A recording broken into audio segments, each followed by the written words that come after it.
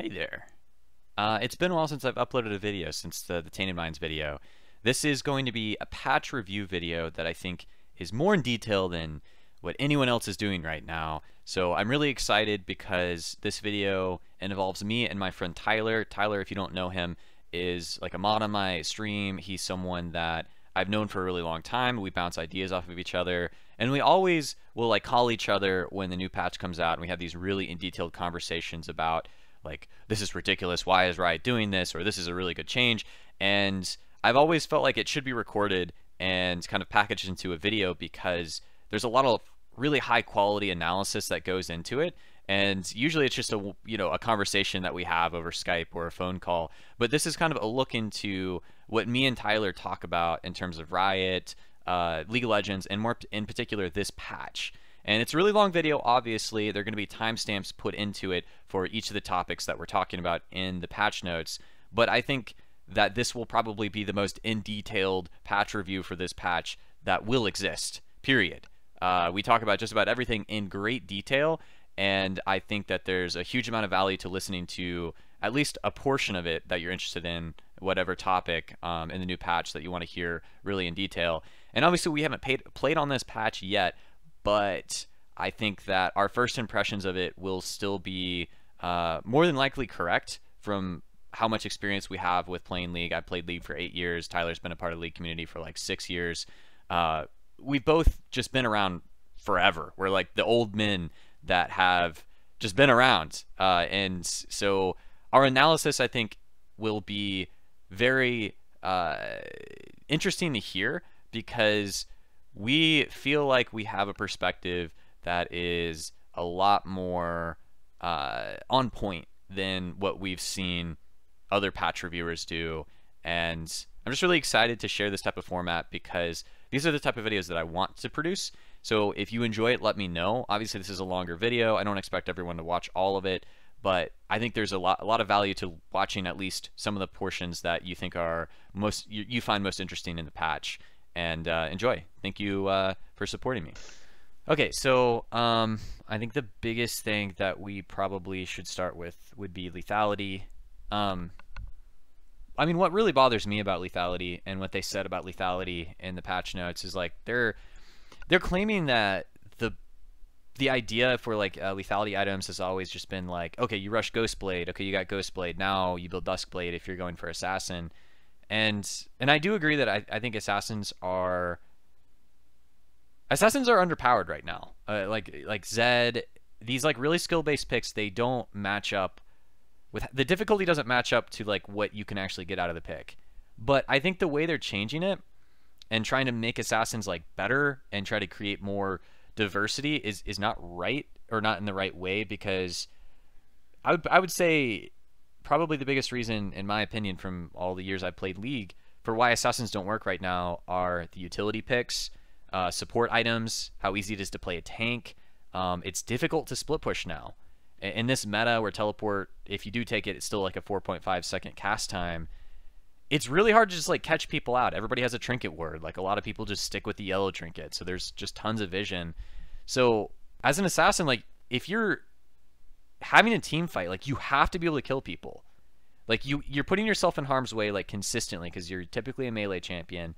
You have to like kill that AD carry. You have to kill that target. So there's this balance between, okay, I'm the Zed or I'm the Caitlyn. Like you both want to succeed. Who can do it easier? Well, it really just depends on like snowballing, like how far ahead you are, who's supporting you in that game, if they're protecting you or not. Like it's a really delicate balance where it's like, I personally think with exhaust and the utility items in the game, like a Zed just can't bum rush an AD carry and succeed unless the reactions are really bad from the AD carry, the support's just not reacting well, or just like diving the backline. And then of course like that whole idea behind like, okay, how is the game actually balanced? Are we balancing for gold players, silver players, challenger players, people that are just face checking bushes? Like assassins are notoriously good if a squishy just walks into a bush and the assassin's waiting. But that's not always going to be the gameplay, right? Like that's not always going to be the play style. So Tyler, what do you think about the lethality now scaling with the person who's building lethality, their level rather than the target's level? Okay, so this is like this last offseason, lethality was the most confusing stat that they introduced. And every time I talk to you, I'd say, hey, remember that evolution that Riot's trying to push, in their core design values? Well, there it is, lethality, evolution of armor pen. And it made no sense, right? Because when you have lethality, you level up, don't get a bonus. Your opponent levels up that you're trying to kill, you get a bonus to your damage. So it felt strange from the start. Not only did it feel strange from the start, though, Valkrin, do you know that champions are granted armor per level? Right, yeah, no, it's... Right? Do you know that the amount of lethality you gained per level was less than the armor gained by your opponent per level? So this item, lethality, was supposed to help you kill targets, was being outpaced by the armor that your opponent was gaining passively per level. So, yeah, the only way that you could overcome this was to stack enough lethality and to be fed enough that you were outpacing their armor per level, which I think was stupid. The whole point of armor pen before lethality was that it was an early game stat, right?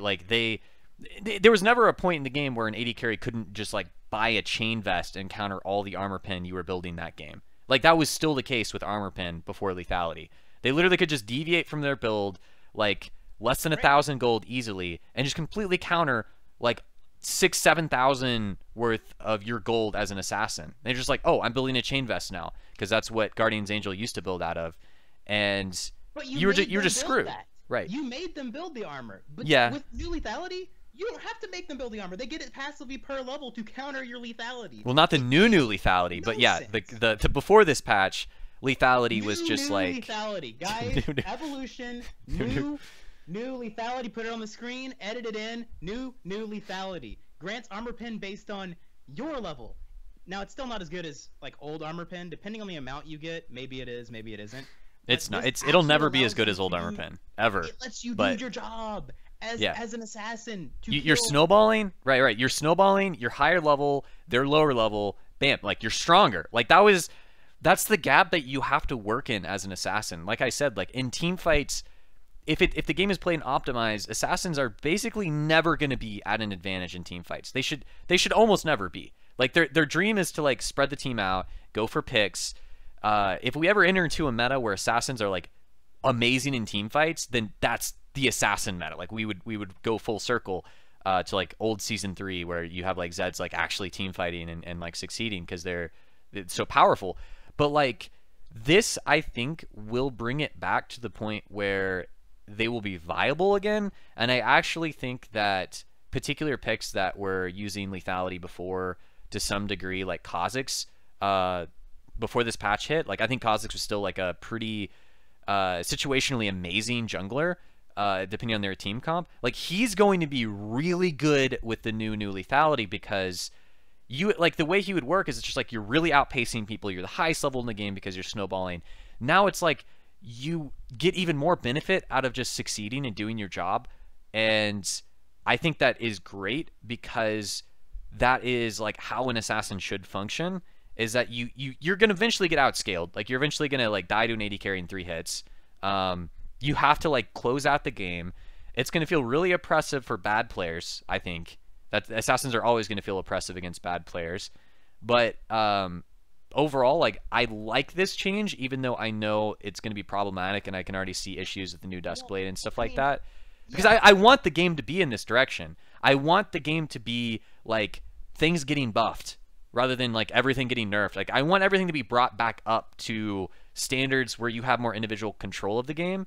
And assassins being in a position where they're stronger is always a meta that I'm happier playing in, because that also means that other champions that are bruisers or even AD carries can choose a different build path rather than just oh, I have to go Infinity Edge, I have to go Static Ship. It's you can actively think okay, I want a power spike on Jhin earlier on. I'm gonna go Ghostblade because this is gonna give me more mobility, more early burst, and if I succeed, then it only gets better. But if I fail, obviously it's worse because I'm underleveled and the people that are going Infinity Edge are better. That needs to be in the game. The game should never just be okay, everybody's building lethality. Okay, no, now everybody's building Infinity Edge, rapid fire cannon, Static Ship. The game should always be in a state, in my opinion, where there are so many strong things that you're like a kid in a candy store and you don't know what you want to get first. Like, I don't want the game to just like fall into the trap of being cookie cutter. And maybe a lot of situations it's just easy to spot what is cookie cutter and what is not.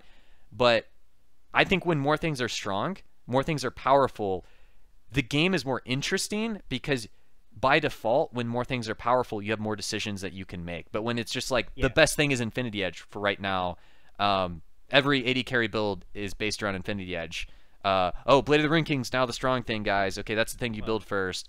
And it's just like, oh, everything that builds it well and uses it well is meta, and everything that doesn't use it well isn't. Lethality will have a really big impact on the game because it will affect AD carries. It will affect top lane champions. You could see top lane Wukong come back. If like the matchup is good enough, like you could actually see Lethality Wukong come back, and you can see really cool things develop out of stuff like that. Take a step back to like think about it for a second, because I actually disagree. I don't think that Lethality will be good enough on AD carries. Like I think that actually it depends on the AD carry. Old new Lethality was pretty good on AD carries because the targets that they were trying to hit were at least their level, right? The same level. So new Lethality and old new Lethality were the same, you know. The bigger impact on AD carries, I think, is that just like you said, like Wukong might come back top lane, and a Talon Zed might be very strong mid lane. So when you have those picks be strong, the impact on bot lane, and especially support, I mean, to a lesser extent AD carry, is massive. So you have supports that right now even are struggling in Lulu Karma. If you look at even Rakan, they're all kind of shielding, healing supports. If you look at their win rates in Korea right now, they're actually very low on the totem pole. And when these changes happen, those supports might become more valuable because they can protect their AD carry better. But on the other hand, they might just die, like to Lethality users. Like Zed might just kill them instead. I mean, that's the dream. Like the feeling when you're playing an assassin, you can't kill their support is the worst feeling, because you have this Braum just in your jungle warding, and you're just like what do I do? He's just in my. It's like a dude like trespassing in your house. It's like someone who just comes in, takes something from your refrigerator, and you can't do anything about it. So. Like exactly when you're looking at the changes as a whole, you look at it and you say, well, I could still have Kog'Maw bot, but I just have to have a well, you're gonna have Tom Kinch now. Tom Kinch is gonna obviously just be like picked so much. Gonna die. But so I can bring this expensive thing, but it'll get stolen from me. But like I could protect it by putting a lock on it. But then what if the lock just gets broken instead, and then they still steal it? It's like, I don't know. Well, that's good. Like, okay. Instead of doing this whole rock, paper, scissors thing, what's going to happen, I think, and maybe I'm wrong about this, I hope I'm wrong about this, is that the supports that are protect-based supports won't have strong enough targets, like Kog'Maw and like Tristana maybe, because those targets would just die to assassins. Well, obviously we're not going to see Kog'Maw this patch. Yeah, like, I can already tell you. If Kog'Maw's not being picked, then you're not picking like supports that are true supports. You know what I'm saying? I mean, if Lethality, not being picked, then we're gonna just see tanks bot lane, which will open up more picks in the top lane because top laners wouldn't have to play tanks. And we're gonna probably see more tank junglers too, because tank junglers are typically good against assassin junglers. You just immediately outpace them in the mid game. You're playing Sejuani, like Sejuani's not the hottest thing in the jungle, but if you just like make it out of the early game and build some armor, like that Kha'Zix isn't gonna kill you anymore. You're just like laughing at his damage, even with Lethality. Exactly. Just takes like a chain vest and ninja tabbies, and you're fine. So you've opened up a spot by having a tank jungler or tank support. You've opened up a spot top laner in the top lane for a Lethality user, because Lethality users need the levels anyway, right? I mean, we're gonna see like what used Lethality good before Tyler. There was like Jace, Wukong. In the AD carry spectrum, like Jhin still might have the option of going Lethality rather than Infinity Edge because he's more ability based, or at least he could still use it. Nocturne top. No, we're not going to see Nocturne top. Maybe at year level. Play Nocturne mid. That was really fun. But yeah, that was because that was back when An armor Brutalizer was an item, and yeah. you could just go Ghostblade Brutalizer and do true damage to people, and that was before Seeker's Arm Guard. I mean, the game has changed so much, and that kind of like Seeker's Arm Guard kind of bothers me because of how good it is against anyone that's just going to build lethality.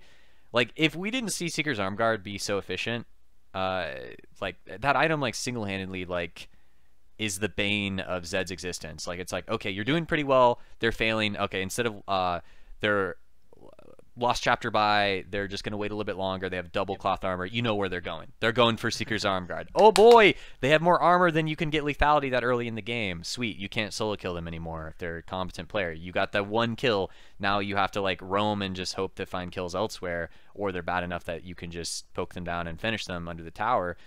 So it's like, I don't know, like the lethality changes I think could go a lot of different directions. Like, yeah, we could totally see like a tank bottom, a tank in the jungle, lethality user top. I also think we could see Kha'Zix come back in the jungle, a tank top, even maybe like a Janus support. You know, like there are like these anti-assassin squishies that are still going to be good.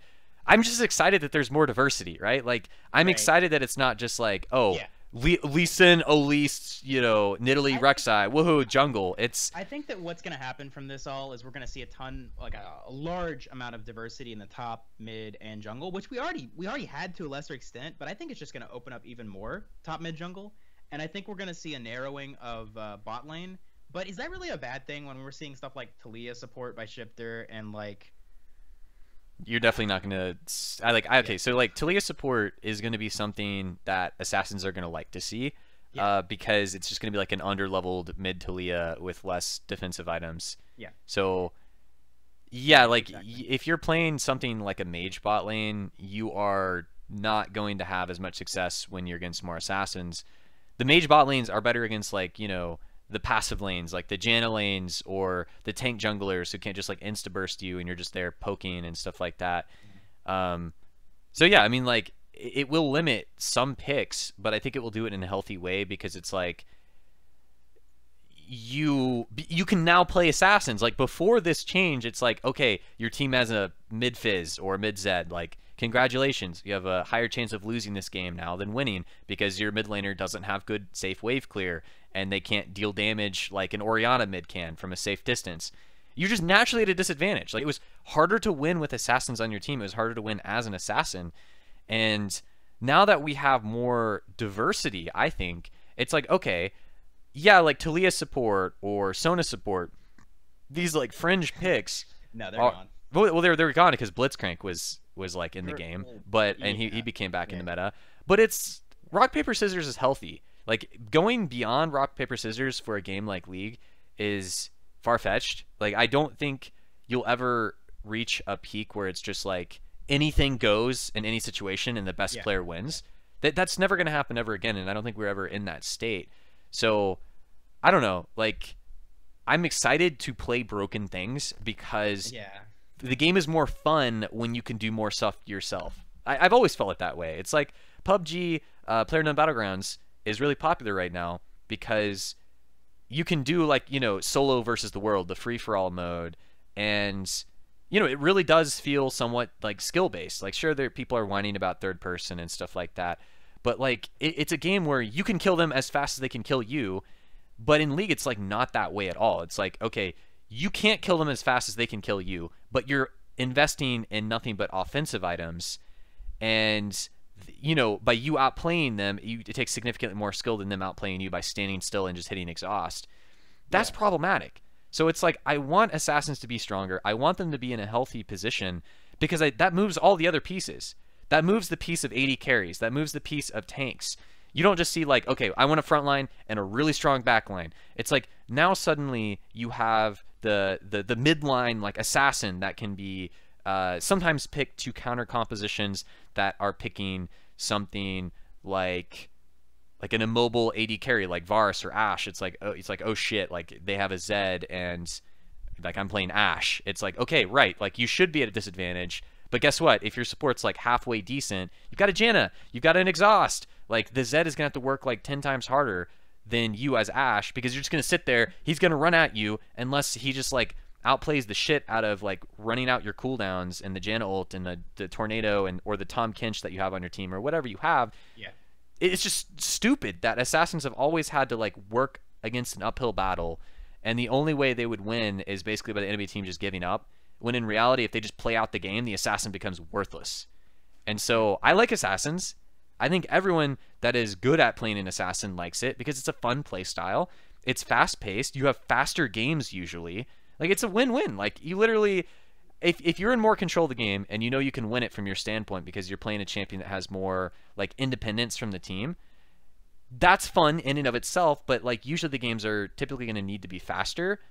Bigger things are going to happen faster. You don't have slow games. You don't have people like saying, "Oh, let Twitch farm so hit 6 items." It's like you're like the pieces are moving so that you win faster because you know that your window is closing, or the fact that you can just do more things as a higher mobility pick and an independent like pick like that's less dependent on the team just means that you yourself, if you know what to do and you have more options, you can win games faster, and your team by default can win games faster. So it's like we could actually see games go shorter but also longer depending on like what the compositions end up being. Because yeah, right, like we might just see tank supports. It's like, okay, Alistar, Taric, Braum, Tom Kinch, yeah, and then 80 carries like Lucian that are elusive for assassins anyways. Like then the games might slow down.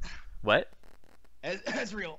No, Ezreal's not coming back. Ezreal's staying dead. That champion is garbage right now. Right, even so with Iceborne Gauntlet, he's never really trash. addressed like what made lethality better. I mean, yeah, the scaling to lethality makes the stat better, but they actually buffed Duskblade of Drekthar significantly. Well, they buffed all lethality items. All lethality items have 3 more. Right. Lethality. Everything got buffed a little bit, but like Duskblade is now 350 gold cheaper, the price of a longsword, and it only lost 10 AD despite getting 3 lethality, getting 10% CDR. Threaded Dirk has Headhunter now, getting so more damage on the detonate, considering that you're building armor pen, and it also now slows for 0.25 seconds, which lets you outplay the opponent a little bit more consistently.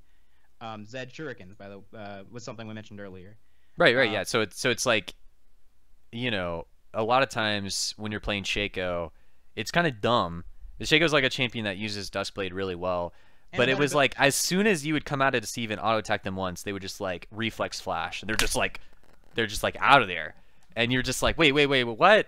But now it's like, okay, so you can actually follow up, and if you have like a ping spike or something like that, this just makes it easier to like set up your other abilities, and it's not just like, oh, your champion isn't like Kha'Zix or Rengar with like built-in slows to your kit. You know, you actually have a chance of like following up after you immediately jump on them. Yeah. Which I think is great because it's just dumb when you're just like having to function around their flash. It's like, oh, they have flash, I can't kill them. That's the worst feeling as an assassin, is just knowing that because their AD carry can literally just hit one button and you use your gap close to get to them, and you know suddenly you're exhausted. It's just like a dumb world where flash limits a lot of things, and it like, you know, supersedes skill. So I'm happy to see this change for Duskblade because the best part about it is it builds out of Caulfield instead of BF too. Well, yeah, like, it's cheaper. Build path, it's a smaller build path. So like use Zed ultim on your first roam. You got their flash, great. Your cooldown is up 10% sooner because of that CDR. Woo!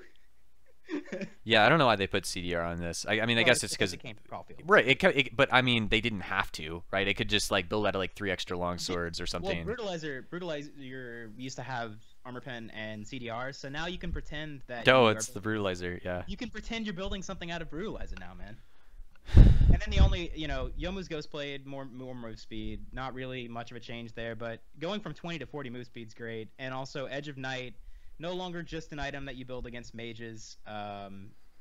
Also got buffed. Build path's a little bit better. Well, I mean, okay, so going back to Duskblade for 1 second, the thing I really like about this is you don't have to commit to Ghostblade or Duskblade because they literally build out of the same things and they're the same price. They both build out of Warhammer and Threaded Dirk. So you just have Warhammer and Threaded Dirk, and you're just thinking like you have the option of then like suddenly changing your entire build after once you complete it, right? It's like you're working up to the 700 extra gold, and you're just like, okay, do I want to go Duskblade? Do I want to go Ghostblade? And it's like, okay, my bot lane's getting destroyed. I have to go Ghostblade because I need to roam to their lane. Or I'm jungling Kha'Zix. I need to be around the map. I'm going to have to go Ghostblade. It's like, this is a really cool decision-making tree. Like, I'm actually... I know these items might not be, like, perfectly balanced, but I'm actually happy to see that you're not just, like, stuck with an item. Because before, it was like Ghostblade was just, like, by itself. And so it was like you were committed to it from the very start. Once you completed Warhammer and Serrated Dirk, it was like you had to go Ghostblade, or you would just not complete an item for a really long time. And so, I mean, that's just cool. Like that's a thing that I think should be more common, is having like items that build out of like similar items, and then just like the completion changes it, because it just gives you more decision makings, more options, and it's just like, okay, this happened, so I need to adapt. And you're not just stuck the whole game doing something else. I think that we've talked about lethality about as much as we... I mean, we can talk more. Honestly, this lethality change is super interesting, and it should spawn a meta change. But since you talked about that, I think it's very interesting, fascinating even, that Caulfield, Serrated Dirk, and 700 gold is the upgrade for both of these items. That's a point that I hadn't even considered, but that's... You can't underestimate how valuable that is. Yeah, I mean, it's ridiculous because... You can, like, your opponent doesn't know what you're doing. Like, the idea of your build path, like, telegraphing what you're doing has always been something that you see, like, pro players when they stream, like, they're hitting tab and they're like, oh, this guy's got a Phage and a Kindle Gem. I wonder what he's building. It's like, that's obviously Black Cleaver. But now with this, it's like, you hit tab and they have a Warhammer and a Serrated Dirk. You're just like, okay, they could go Ghostblade or Duskblade. You're like on your toes, like you don't exactly know what they're building. Like I remember today, Cutie Pie was talking about the enemy Lucian. He had like a Bork, and he was like, okay, if this guy he's going Bork, and if he goes Black Cleaver, like I know he's going to lose to me. He was playing Vayne, and it was just like really obvious that building health as Lucian for that build path was dumb against Vayne, who's like building like BF Sword, Static Shiv, Infinity Edge, Rapid Fire Cannon, or Phantom Dancer. It's like you're building attack speed, you do true damage.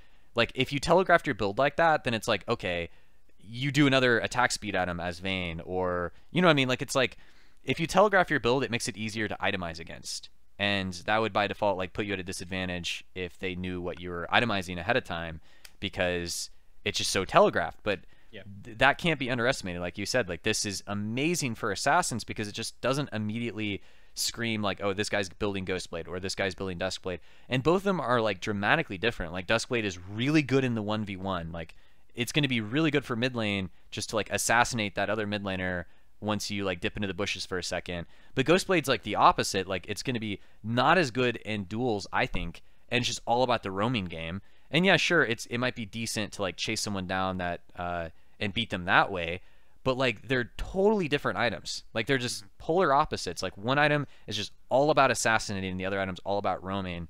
And that ability to adapt so quickly with just 700 gold is just my favorite thing about the change for lethality, in my opinion. Like, just these are amazing choices, and this really gets me excited to play physical damage mid laners again and physical damage junglers, because you have more options that are powerful. And that's cool. Powerful options.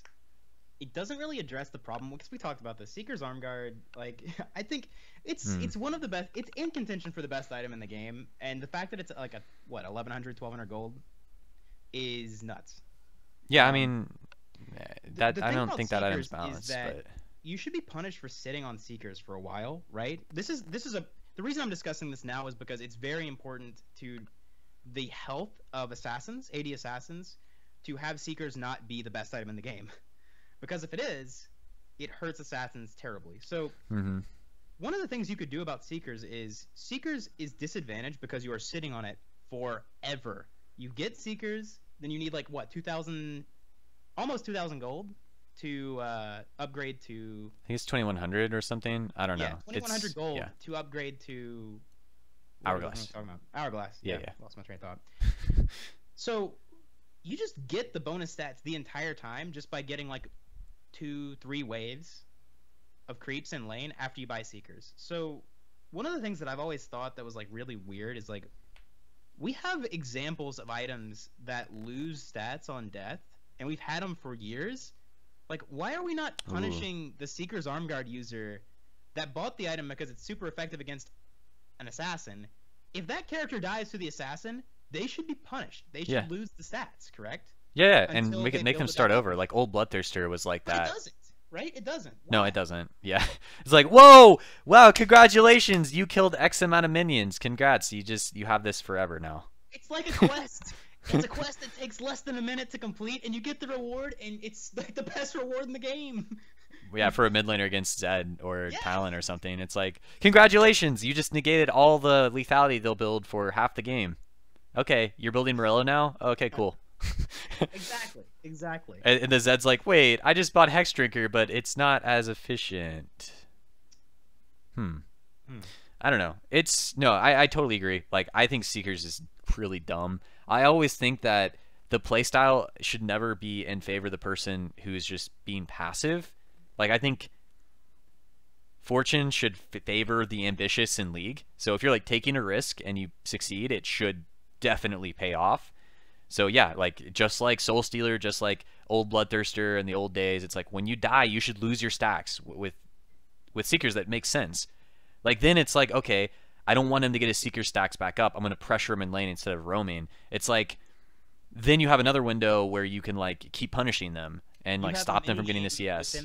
Exactly. It creates more mini games and play styles and play objectives. Riot loves mini games. We got Skarner still. We got the game. And Kindred. I don't know that mini games are terrible, but like I think that's the fact that Seekers just maintains the AP and cloth and armor is ridiculous. No, I mean clearly. I mean it's a problem. It's a problem item. It's an item that like actually limits the possibilities of physical damage mid laners because you're getting the notorious matchup Zed versus Twisted Fate.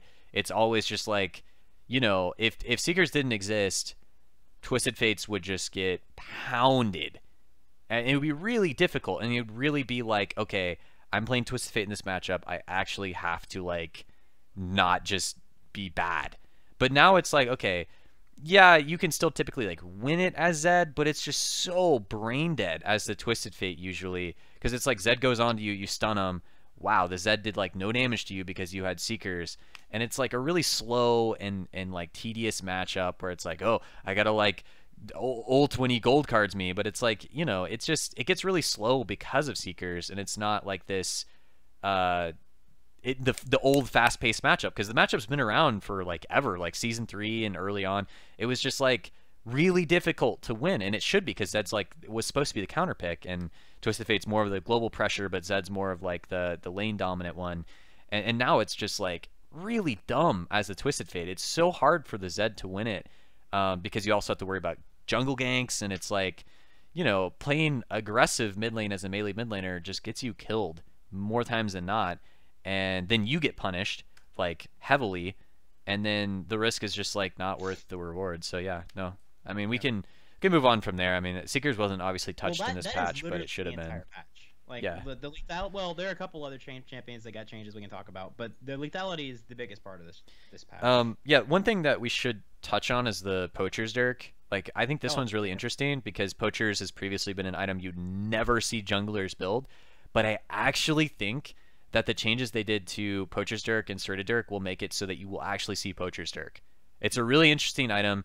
I think you have to steal 3 jungle camps or 3 big jungle monsters from the enemy jungle to turn it into a Serted Dirk. So Poacher's Dirk is much cheaper than Serted Dirk, and now that even Poacher's Dirk has a new passive and Serted Dirk has the passive, it's really interesting because this will help you in not only like trades but like clearing your jungle camps, because it's just doing 40 extra physical damage to all enemies that it hits. So if you're doing an AoE physical ability in the jungle, it's just like nice, you do the Raptor camp a little bit easier. It does have a little bit of a cooldown, but like this is like I think the tipping point for the item. Like Poacher's Dirk was previously never built. Like you'd never see Poacher's Dirk built, and if you did, you were just like, this guy's a noob.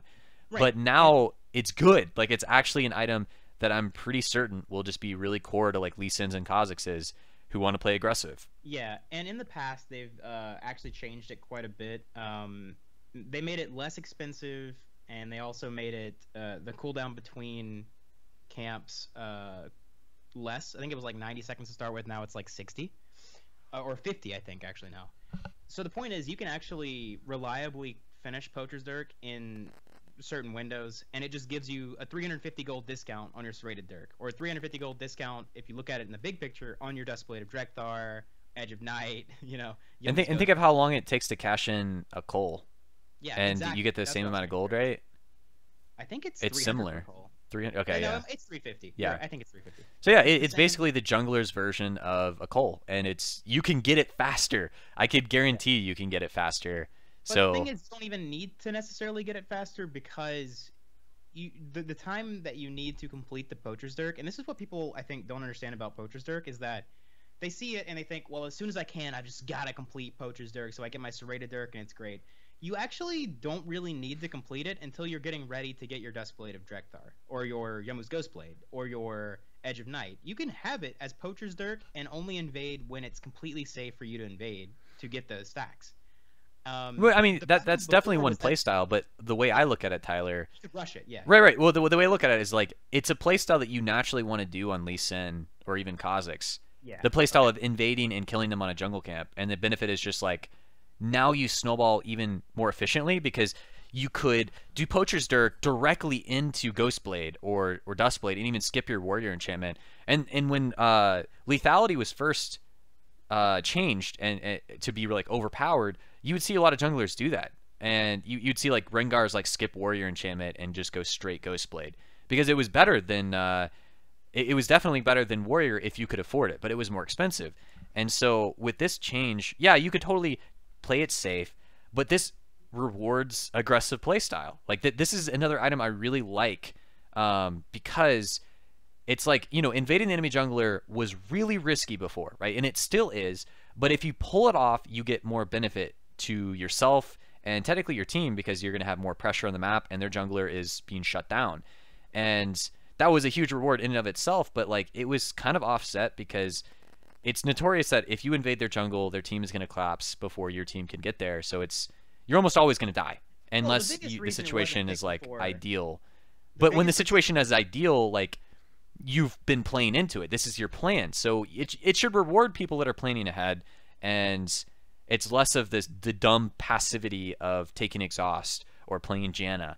It's like you're thinking ahead. You're actually like in theoretical, like a simpler version of chess. Like you're trying to counter what your opponent is doing ahead of time, and it's not just reacting and having the reactionary, like, what if this is the reverse of Poacher's Dirk? Like every time the enemy jungler invaded you and failed, you get a stack, and you get 3 stacks, you get serrated Dirk. Like, obviously that's dumb, but that's kind of how the game feels to me when you play invading junglers a lot of the times. It's like, why did I invade? Like, well, the reward is so great, but it's like a static reward, right? Like, but now there's more complexity to it.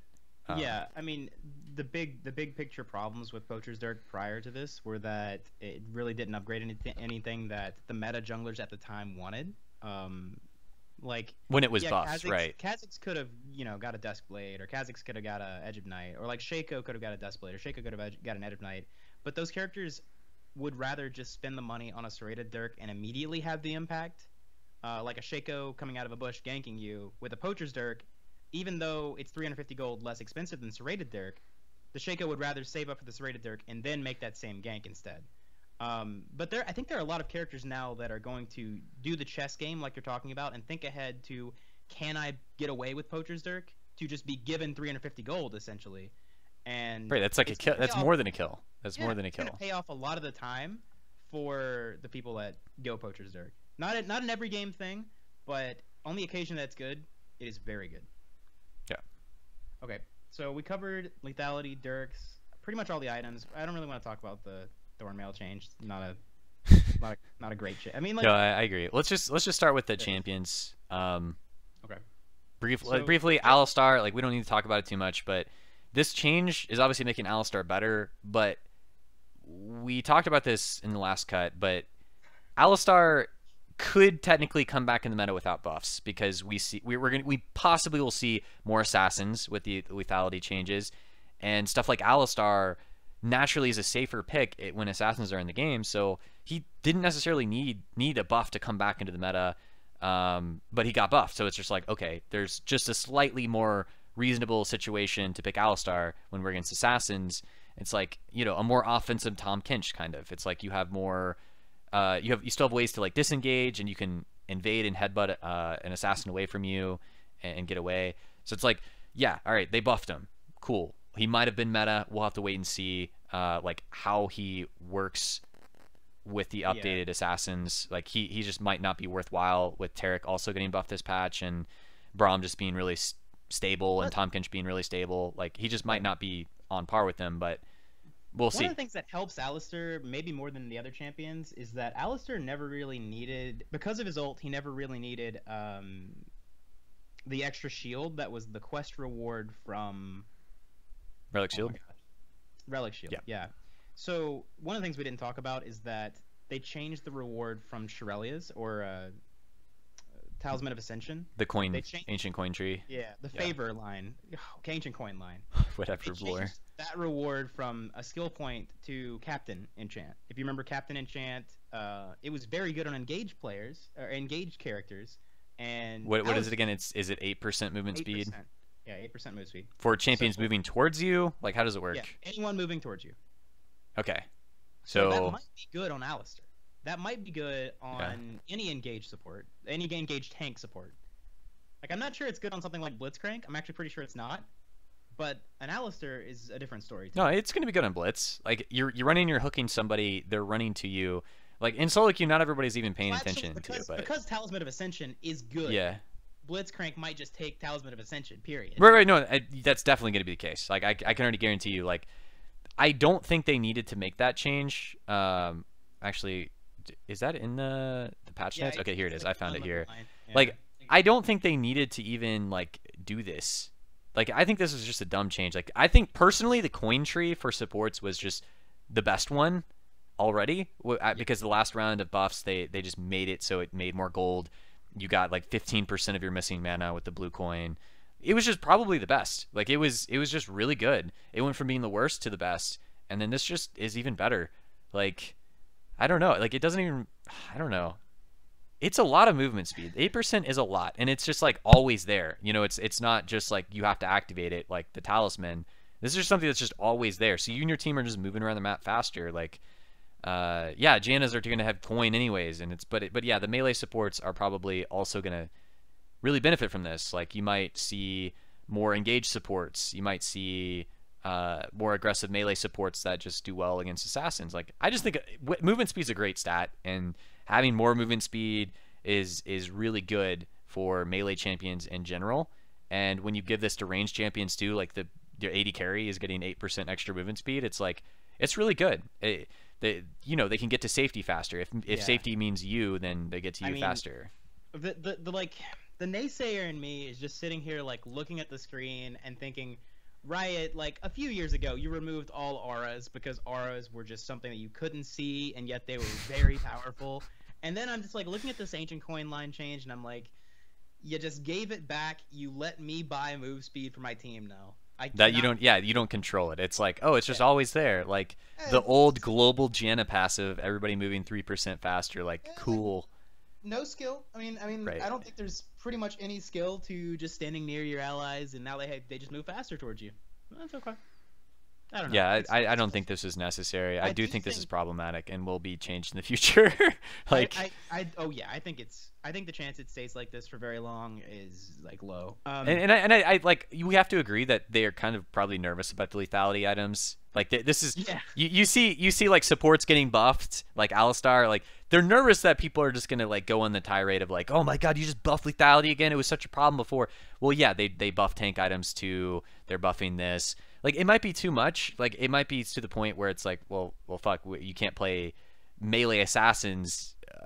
Ranged champions take lethality again, and it's like, oh, Quinn. But I don't know. We'll see how it develops, but I think this is something to keep an eye on. Like I think this totally puts Ancient Coin as just the best support item of the three: Spell Thieves, Relic Shield, and Ancient Coin. The Ancient Coin line is just the best. Like I don't think it's even like Relic Shield is like it would be a hard sell to me now because this just is better on even melee tanks. It's just perfect. Like it's a better sustain item than Relic was. I think in some situations, like you might see like someone that absolutely has to be like a dedicated support tank, go Relic Shield. But in almost every other situation, I think it's just they threw too much power in Ancient Coin, and it's just going to be too good. So, I don't know. Well, going back to the champions again. Kate, we were on Alistar. I think we basically So we did Alistar. So Caitlyn, I mean, attack speed is not the right way to attack Caitlyn's strength. We talked about this in detail before, but she's other oppressive issues. Attack speed has always been the way they've tried to tone her down. They nerfed her like base attack speed. Now they're nerfing her attack speed growth. The problem with Caitlyn is she's oppressive in lane because of her range, because of her safety with the traps, the net, just the range of harass and safety of just how easy it is to play Caitlyn. Like, you can be auto-filled to AD carry. Congrats. Caitlyn's like the handicap AD carry, so to speak, where it's just easier. Like, it just, your opponents are playing at a disadvantage because you're playing Caitlyn. You have more range than every other AD carry. You just scale better than them late game usually. So it's like, what is the downside of Caitlyn? Like, oh, now she's got less attack speed. Well, she just hit me with a rapid fire cannon crit like at 30 minutes into the game for half my health. Like, wow, it just takes one auto. Like, you don't need to hit them over and over again. Yeah, this will make her a little bit weaker, but I don't think this is going to take away from where she was really strong, and that's just the fact that her range, her ability to stay safe, to hit you when you can't hit her. I mean, we could talk about it even more in detail, but it's basically just targeted in the wrong way. Like, they could have made her squishier. They could have made it so that she has range, but if you get to her, you can punish her. Like, there were so many ways they could have targeted her. Attack speed is just honestly, like, the cop-out way to target a nerf to Caitlyn when she is probably, I think, the most problematic solo queue AD carry, and has been. I always ban her. Back in the last cut we did, we talked a lot about potential nerfs to her range. Put like a range scaling on her ult. When she hits rank 1 ult, she gets 25. Rank 2, you get 50. Rank 3, you get 75. And then just reduce her overall range by 75 from the start of the game. And then have it so like you could also reduce those same range values on her like trap. Yeah, like the headshot. Like that's always been like a head scratcher to me when like a Caitlyn's like half a screen away, you accidentally step on a trap because of pathing issues, and then you lose half your health, and you're like, oh, yeah, cool. I can't hit you at all. I couldn't even see Caitlyn. Like, if you're playing on like a low enough resolution, it's like, also, what did I just get hit by? Traps, like, they get placed in bushes at the very tip, and it's like, oh, it's invisible, but I just tried to step in the bush just for a second. Right, she's got bush control. Ganking as a jungler is really dumb because it's like you're trying to sneak into the bush, and it's like, oh, haha. Yeah. But yeah, I don't know. Like, it's just, she's a dumb champion, and they are not targeting her in the ways that would actually affect her viability. Like, this is going to affect her in a way where it's like, if your team is already losing on Caitlyn, like, it's just being the AD carry period, if you have to auto attack a certain number of times to win a team fight, you're probably not going to win the team fight. But where she really succeeded, where when she's able to win lane, which is like almost always because she's Caitlyn, she outranges everyone, she's safe. And then when you reach late game, so it's like if you have a successful early game, your chances of reaching late game are high. You're either going to win before late game, or it goes to late game and you're just stronger. So nerf her early game or nerf her late game. It's like you pick. You can't have a champion good all throughout the game, and Caitlyn has been for a while like just the most well-rounded AD carry. Like, she just flat out was just like, you know, some AD carries like Twitch are like, okay, you're giving up a good early game and winning lane to have a successful late game. Why would you do that when Caitlyn was up? It's, yeah, sometimes you have those juicy pinnacles, but Caitlyn was just stable and very consistent. Moving on. Yeah, let's just move to the next one. Cho'gath. It's okay, man. I think actually there's another champion that I think was hit in a way that didn't make any sense. If you want to go down to Garen, just like Caitlyn, the exact same kind of like, we're gonna change him in some way, and hopefully that makes him better. Like, thought process just blows my mind. So Garen, in case you didn't like know, late game he's even now he's pretty okay as far as like he's able to go in, fight you, come out, regen, and fight you again. In low elo. Let's just say we're talking about lower elo, like gold right now. No other strength than like his regen. So okay, so gold elo Garen, because I don't agree with you at all at high elo. I think Garen is like complete trash late game in high elo because he has like nothing. But like the one thing he had going for him was if he walked away from you, he could regen and come back. That was so like a one thing he had Warmog's going for him. passive. So what happened is that Riot in this patch said, we like where Garen's at, but you know, he doesn't heal enough. It went from 2-4-10 at 1-11-16 to 2-8 at 1-11. 2% per 5 health. Max health per 5. That's huge. That's a pretty big jump too. In 50 seconds, if this was the only change, in 50 seconds, he would get back his whole health bar. That's a long time though. That's 50 seconds of not doing much. No, but you don't understand. It wasn't even that.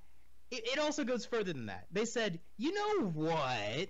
At level 11, we should make it to where it only takes him 4 seconds to get out of combat. So he walks out of combat, heals up, comes back in. But even then they said, you know what? That's not strong enough. So at level 11, this is completely new. As long as he is below half health, the healing doubles.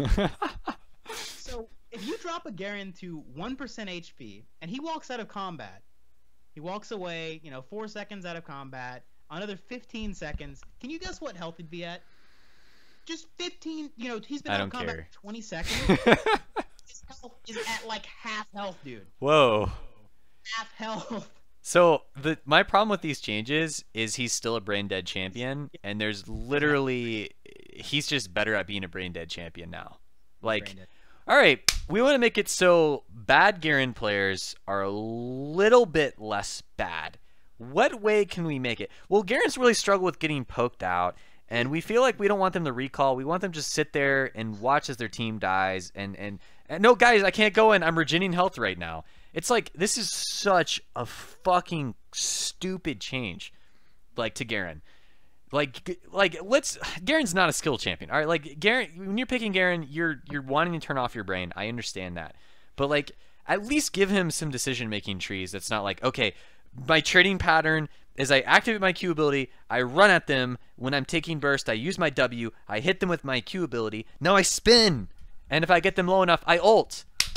Okay, now any champion that has any sort of crowd control, you can't do that. Like, so the things that this change does, and I'm gonna give tip my hat to Riot, and also there's a W change. It does a little bit more damage reduction up front, but it just doesn't matter. Like those don't affect Garen's strengths in a meaningful way, except for like this one aspect which you might not be thinking about. But beforehand, he would buy healing amplifiers, like the way you play him now is Black Cleaver, I'm pretty sure. But yeah, you would eventually get a Spirit Visage. Spirit Visage and Black Cleaver. But now you don't. I mean, you can still get the Spirit Visage, but these changes mean you have basically the same healing without having to buy Spirit Visage. Which means instead of buying Spirit Visage, he can buy another damage item, like one of the lethality items. No, but like, Tyler, all right, the issue that you're missing is that his healing is dumb. Like, his healing is like, his healing is like out of combat. Like, what the fuck is the point of having regen out of combat? Like, if you're out of combat on Garen, you're useless. In teamfights, you're barely less than useless. Like, his passive is garbage. Like, this should have been, like, if they ever wanted to make Garen, like, actually useful, they needed to just, like what? Do people build Warmogs? No one builds Warmogs. No one builds Warmogs. Who cares about a Warmog's passive? The idea of a tank, like, dipping out of a team fight and getting healed to full, guess what? Red buff does that already. If you have red buff and you're a tank, congrats. You're just out of combat and you have a better... You basically have Garen's passive. Oh, cool. That's great. But it's like, about being a tank is like you're tanking to the last drop. Like, you're in a team fight. You're not going to dip out and just, like, wait. Like, the fights are already over. Like, you're useless at that point. If they're doing Baron, Garen's not going to stop them from doing Baron. Like, if they have a Caitlyn on their team, which we just talked about Caitlyn, congrats. Like, how do you get around the traps, man? Hey, Garen, what are you gonna do, bud? Oh, you're gonna run right at them? Oh, okay. You just stepped on a trap. Let me just stop you there. You're pooping all over my Garen. I think Garen's actually one of the worst champions of the game, but not by like a huge margin. But let me just. Garen He's a dumb champion. Like, what are they doing with his kit currently? Like, why are they even still like messing with his kit? He needs to get reworks. Here's why I introduced it by saying this is like not the way you change Garen. Like, what does Garen do early game? Like, nothing? You take harass and you dip out of combat and you heal. So what does Garen do late game? You go in, harass, and then dip out and you heal. Spin. Okay, well let's give it the benefit of the doubt. Like, maybe he's a split pusher now. So you go in and you're fighting the enemy Shin, and you're like spinning on him, and you clear the wave, and you Shin's lost like no health because he has a shield, and he's like, and then you walk out because Shin's hit you a few times with the Titanic Hydra, and now you're regenning, and then you're back in, and Shin's also regen to full health. So you don't win the split push. Okay, you might win the split push against assassins. Like, let's say suddenly now people are picking Wukong top again. Well, like, great. Like, yeah, nice, cool. Garen might beat Wukong if you build, like, Ninja Tabbies and have Black Cleaver and you build another armor item. It's like, but like, then Wukong just doesn't fight you. Then Wukong team fights and is like, haha, like, I do spinning better than you, Garen, because my spinning actually knocks people up, and Garen's only crowd control is a single target, like, is it even a silence now? I think it's still a silence. It is, at least he still has a silence on his kit. But, like, he has to hit them with it. Cool, it removes slows when you activate it. Guess what? You just got hit by more slows. He's just a really poorly designed champion where the only way that he's, like, truly overpowered or, like, too good is if they just make it so his brain dead play pattern has no counterplay. So it's like, oh, okay, like, I just ignored everything you threw at me, jumped on you still, and then one-shot you with my ult. Like, and the problem with him is it's too easy to do what you're supposed to do, but what you're supposed to do isn't good enough. Isn't good. Right. It's like, you can get the most effective Garen in the world, and still, if you're going against even like a slightly skilled or like slightly effective Wukong, or like the next patch Wukong. Gnar. Like, you're fucked against Gnar. Like, Gnar, you know what I mean? Yeah. Like, okay, so Garen, and also, I started thinking about this a second ago. It's like, the playstyle for like high elo and top level like competitive play top laners is that they run to a side lane, clear out the wave, and base back to base to get home guard just in case they need to teleport. So Garen loses pretty much every advantage he has at the top level. Yeah. Great champion, dude. And at the bottom level of play, it's like still garbage. So yeah. Never change, Riot. Never change. Spin to win. So let's go into champions that were changed in meaningful and good ways. I don't think we could briefly talk about Rammus. So the Rammus buffs aren't significant, but what I think is worth noting is that if we do see full AD team compositions, Rammus jungle's not bad. I've actually played it a bit on the current patch, and if they pick stuff like Lee Sin and you know, like the typical like AD junglers, you actually did really well into them. Because, or at least the current Thornmail was just, you know, you just stack armor, Thornmail, you just run in, taunt their AD carry, you would kill them. But you die to mages. Like, my last Rammus game that I played before I just retired him on patch, this current patch, was I was playing against the Cassiopeia that got fed, and there was no counterplay for me. It was like, what do I do with Rammus against Cassiopeia? Like, if I run at her in my Powerball, like, I'm gonna get Cassio ulted and stunned. Like, congrats, like, you can't Powerball backwards towards her. Like, it's like, okay, if I actually do get up on her and I taunt her, well, she built a QSS because she doesn't have to build boots. She has that extra slot, and she kited me and killed me. It's like, and wow. This change, so, like, we talked about Alistar earlier. This kind of is similar to the Alistar change to me. This is like a change that Rammus could have just come back into the meta, because maybe bot lane, like, it's more important to get bot laners flashes early game. So if you get the flash, then your assassin Talon or assassin Zed can come kill them.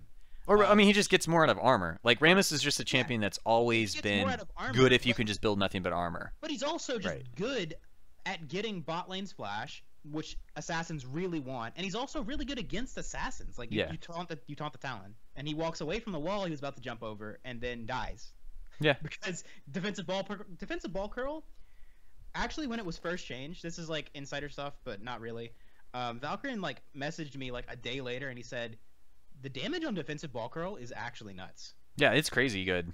If you're like, it was so good that I was killing 80 carries in the duration of taunt. Like, just like, you know, you're dropping everything, like your ult, your power ball, you're taunting, you're Wing. So it's like it's a lot of damage that's, and you have Thornmail. It's a lot of different damage from different sources, but it's enough that if you're doing well on Rammus on the current patch, like, I would just flash Powerball into the Twitch and just kill him in the duration of taunt. Like, and I'm the same level as him. It's not like I'm like crazy fed. That's like pretty effective. Like, as a tank, Sejuani can't do that. Amumu like can only barely do that if he builds AP. So like, you know, a dedicated tank that's not building offensive items that can do that to an AD carry, it's still pretty useful, but the biggest counter to Rammus is honestly control mages. So like Victor's, Oriana's, Cassiopeia's. You can't do anything to them. Like late game, they chunk you really hard, and they can just keep poking you. You have to be pretty much against mostly physical damage melee champions for Rammus to be good. And so yeah, he could have come back and he could have been meta despite this change, and this just helps him. So I mean, he's definitely something I'll keep an eye on because Cinderhulk is better now. You have possibly more lethality users, so armor is going to be more effective. He could definitely come back. Maybe not like as like a super top tier jungler, but he's absolutely going to be at least viable now, if not like just below like the top tier junglers, because you're going to see so many physical damage champions. And so I think that's about enough. Yeah, Rammus is self-explanatory. He's about as brain dead as Garen, but he's useful. Rammus is the useful Garen. Yeah. So what's interesting to me is that this patch, last patch added Kindred back to the jungle pool. I don't remember what else was in the last patch, honestly, so I can't remember if it added any other junglers back into the game. But what's interesting about this patch is that but she was buff before. Oh yeah, Rek'Sai. But Rammus could see more play because of this patch, but also two more champions that got pretty substantial changes were Diana and Cho'gath. And we'll start with Cho'gath. But both of them, to me, are going to see play in the jungle role. Yeah, I mean, Cho'gath has an extra ability now. Before, Vorpal Spikes was probably one of the worst spells in the game. I think Vorpal Spikes was actually the worst spell in the game. Like, I think Urgot's abilities were better. Vorpal Spikes were just trash. Like, just Vorpal Spikes nothing was weaker. Not only were they trash, but they had actually not seen a single change since Season 1. Like, yeah. There was no change to Vorpal Spikes. I looked this up, and I was surprised because it had been terrible for so long that I thought maybe at some point they would have tried to change it, but we're just getting that now. So the Vorpal Spikes are becoming an auto attack reset, if I understand correctly, that also applies on your next auto attacks. On your next three auto attacks, you deal percentage health damage to your target and the surroundings, and the base damage of previous Vorpal Spikes is still there, along with that AP ratio. And the attacks that hit also slow and also give you extra basic attack range. And the cost to activate this is not like substantial. It's only 30 mana. And the mana reduction to Rupture is 30. So it's like... So it offsets it. Yeah. So what this actually does, and that's a whole bunch to like digest all these changes to Vorpal Spikes. Just think about it this way. Jungle Cho'gath didn't have anything he really felt great leveling before. Now he does. Jungle Cho'gath didn't really have a great clear speed before. Now he does. And Jungle Cho'gath before didn't have the best clear on single target monsters, but this is percent max health of those monsters damage. Each time you activate your E, in addition to the base damage of your E, in addition to the auto attack damage that's going off, you're also dealing a total over 3 hits of 12% of your target's max health. And it scales with Feast. With how many Feast stacks you have. Utterly nuts in terms of like trying to compare old Cho'gath's clear speed to trying to compare like new Cho'gath's clear speed.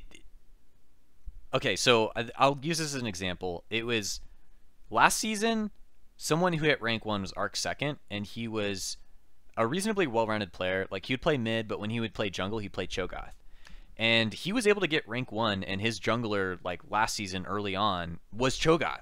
So it was like, because of Cho'Gath's like ability to gank was still good, right? Like Rupture and Silence is pretty phenomenal for ganks. Like you're ganking Riven, well congrats, she can't cast anymore as long as their crowd controlled Rupture is going to hit.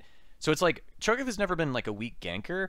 It was the fact that his clear speed was so much slower and he wasn't a good duelist. Like there's no guarantee you could hit Rupture on like a Lee Sin. Now you can. He does well against tanks. I think if you go tank Cho'Gath, he's going to do well against assassin junglers. And honestly, he's just going to be amazing. Like you got Feast for objectives, like Dragon and Baron. So you have like an even potentially more powerful Consume, like Nunu Consume with your Feast on Baron. So it's like he's like the dream jungler. Like I'm looking at Cho'Gath and I'm like, wow, like he's a tank jungler that does a lot of damage, really fast clear speed, tons of crowd control, objective control. Like why am I playing Nunu? Like, why am I not just playing Cho? And like, what's potentially even more nuts is like when you look at him with respect to the meta that could be coming up, it's like Ancient Coin supports. That makes up for the fact that Cho'Gath is kind of slow. Even like the new enchant, the new quest reward is good for Cho'gath. Like, it's speeding him up. Or look at the fact that Lethality got buffed, so Cho'gath's already pretty strong against, if he builds health, Cho'gath's strong against assassins. But not only is he strong against assassins, he also fills the role of a tank for your team. So now you're enabling your top laner to pick something that would do well with lethality, or something that's just generally good in the game right now, like Karthus, who does more damage than like anything. And have we forgotten? Well, Karthus isn't that meta. He's fringe meta, where like there are people on the NA challenger ladder that use him sometimes. But have we forgotten that Gargoyle Stoneplate is broken on Cho'gath? Like, you could do 2,000 true damage one shots with Gargoyle Stoneplate Flash Cho'gath ult. Like that was stupid before they buffed him. Like, I mean, obviously it had to be a good scenario. Like getting top lane Cho'gath through lanes to actually get items or jungle Cho was like difficult. Now we're gonna see Cho'gath consistently like winning the early game, making it to the mid and late game. He's gonna have Gargoyle Stoneplate. He's gonna have Cinder Hulk. He's gonna have like eventually like a Locket. You're gonna see like almost 10,000 HP Cho'Gaths one shot like just about any person that's not like stacking health. And then he's going to give his team like a 1,000 plus shield with Locket. It's going to be nuts. Like, I'm telling you, Cho'Gath jungle is going to be like the Zac jungle, if not better, of like last patch or this patch. Which, by the way, he didn't get nerfed that hard this patch. So, wow, cool. And the fact that the only thing that can outsmite a Cho'Gath with Feast is a Kalista. Kalista, yeah, Kalista can do a 2,000 runs. He can't be stolen. He can't be stolen. Yeah. He can't be stolen from by a Kalista. It's better than Nunu. It is honestly better than Nunu. Like, his Feast will do more damage than Consume. Great champion. It's going to do 1,000 plus true damage. So, yeah, he's now the best jungler, I think, in the game because of how well-rounded he is. Yeah, like, you could play Lee Sin and maybe, like, win games if you get if you're Mike Young level mechanically skilled because you just have a faster snowball, but Cho'Gath is going to be like this really consistent, almost like Season 3 Sejuani level powerful, I think. Where it's just like really basic, as long as you don't just get like cheesed at like one of your camps, like you're just going to outscale other junglers and be more useful. It's going to be terrifying. Because people are still going to be playing Rek'Sai and stuff, and she's just like falls off a cliff unless she gets really fed, and Cho'Gath is just going to get stronger and stronger. And then suddenly you have like assassin-like damage once you finish your Gargoyle Stoneplate. That's not okay. Like, why did that not get changed? That needed to be fixed before they buffed him, because that was just like one of those like hilarious YouTube videos that would occasionally happen, like even in Challenger, where it's like, oh, someone picked Cho and made it to late game. Cool, I just died to a 2,000 damage Cho'Gath Feast, and I'm an 80 carry. Also say that remind people that Cho'Gath's E width goes up with his size, so the more that you like, it still does that. It doesn't say they removed it, so I'm pretty confident it's still there. Oh my god. I don't know. Yeah. So he gets into a team fight. He's got the extra attack range, and he's throwing out Vorpal spikes in this like AOE like cone. These Vorpal spikes slow by 50%. Oh my god. If it still scales up with his size, that is going to be so dumb. Like we didn't even talk. He's not even gonna. He's gonna be banned every game. When we were talking about how Cho can gank earlier, we didn't even mention the fact that they added a slow to every hit of Vorpal spikes. Not the third hit. It starts at 30% too. Like, it's not a bad slow. It's not like one of these like shitty like 15% slows. I think he's great. He's gonna be overpowered. Like, there's no doubt. Like, I can already tell you, if he's not overpowered, like, you could just like, you can crucify me on Twitter or whatever. It's like, he's going to be broken. Like, in theory, if you just made it out of the early game on Cho'Gath on live, like, he was stupid broken with Gargoyle Stoneplate because it doesn't reduce true damage, and his ultimate scaled with health. So it's like, whoa, like, I'm in tank, and I literally do more damage than any assassin in the game with one ability. And it was stupid, right? But it was so hard to get to that point because he was so trash. But this fixes him. This gave him a fourth ability, Tyler, before Cho'Gath was actually functioning without like a third ability or a fourth ability, his E ability. It's not just a fourth ability. It's so good. It's like it's got a slow. It's an AoE percentage based damage. Like, it's so stupid. Like, I wanted them to make this change sooner, but they gave it too much power. So it's just literally just over the top. And it's a slow. It's percentage based damage. It's AoE. It's like attack range boost. It's a low cooldown. It's like, why? Like, why? It does more damage than the old one, and it's in like fewer auto. You know what I mean? Like, it's like before it scaled like from 15 damage per rank, and now it's like it starts at 20, and then it's I think what's going to happen is in the future we're going to look back on this entire tank update, and we're going to say we're going to group all the tanks that were updated close to when the tank update happened together. So we're going to say, okay, look at Galio, brutally overpowered. That's crazy. Look at Zac, crazy overpowered. Look at Sejuani. Sejuani didn't even make it through like the first patch without getting nerfed. Yeah, that's how strong she was. People forget that Sejuani was good, but like Sejuani got nerfed mid patch because they thought it was too strong. Cho'gath is, you know, the person we just talked about, looks like it was part of the tank update that got delayed so that they could like work out the kinks in this new E, I guess. I don't know, but why did they even finalize this? Like, it ends up being a 4-second cooldown. You're obviously maxing E first in the jungle. You're never not going to max E first. So if you have even a little bit of cooldown reduction, like blue, maybe for your glyphs you have cooldown reduction, this could theoretically, like, this is like a 3-second ability that's doing 4% of the target's maximum health. It's almost perpetually up. Like, okay, it's so good. It's so good. It's just ridiculous. So dumb because this fixes his issue. He was gated by his clear speed. He was just naturally like a good ganker anyways, kind of like the old Season 2 Maokai, where it's just like he was just really basic, the crowd control, the utility. Yeah. This is just like, this is going back to like the old school like effectiveness of tank junglers. He's just going to be so good. Like, Cinderhulk just got buffed, basically. Gargoyle Stoneplate still a broken item on particular champions, especially Cho'gath. Locket is still insane with Gargoyle Stoneplate and Cinderhulk. Like, what the? I don't know. Like, I'm bothered even though I know I'm going to abuse Cho'gath, but like, 10-ban system, 10-ban system, yeah. Cho'gath and Zac, you have to ban both of them. I was just to be fair, I was thinking back about the different tanks that I didn't mention there. It's like, yeah, Maokai had to be nerfed. He was so strong. And if you think back, like, Warwick came out slightly before. Is he really a tank? Well, if you think he is, I think Warwick's pretty strong. Like, if you he's still pretty good, yeah. And some Korean LCK, he's got a good win rate in solo queue. I'm pretty sure. Like, he's just easy to play. He punishes bad players that get low on HP and just runs around the map. Got better with the tank update, and then the last tank that I can remember being updated was Rek'Sai, and she got better, definitely. Yeah. Every single champion got better with that tank update, and half of them are like, if I could ban all those champions, I don't think I'd be upset. Okay, so the other jungler that might see play, depending on how the meta looks, Diana always had mana problems, and these will fix them. Yeah, the reduction of mana cost on W, giving the fact like her passive now giving you mana, very strong. I mean, okay, so basically, I used to play Diana jungle. I think I had like a 78% win rate back when Iceborne Gauntlet, Sunfire Cape, and Abyssal were just disgustingly overpowered. That's what I would build on her in the jungle, and I played like 50 games and had a 78% win rate in Challenger. With Diana jungle. This was, I don't remember, was this the end of Season 5? It might have been the preseason before Season 6 or something like that.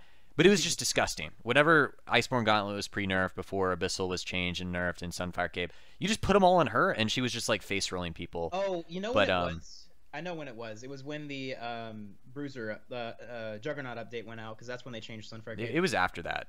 Yeah, it was a little ways after that, because people had to figure it out, and then I was So, but okay, so even then, like, I would still like obviously not win 100% of games, despite her like literally becoming God with those items: Iceborne Gauntlet, Sunfire Cape, Abyssal. You just become God. You had armor, cooldown reduction, enough mana, health, magic resist, magic pin, AoE. You literally just become God. Like, no one could kill you. I actually got a pentakill in one game because a Soraka on my team was just spam healing me, and we 2v5'd. It was disgusting, but the biggest downside, besides her mana issues, like I had to take blue buff and like you had to have a good early game, was the fact that you just don't have any ganks until level 6. Like, you actually can't kill anyone on Diana, not even mid Diana, against competent players until you're level 6.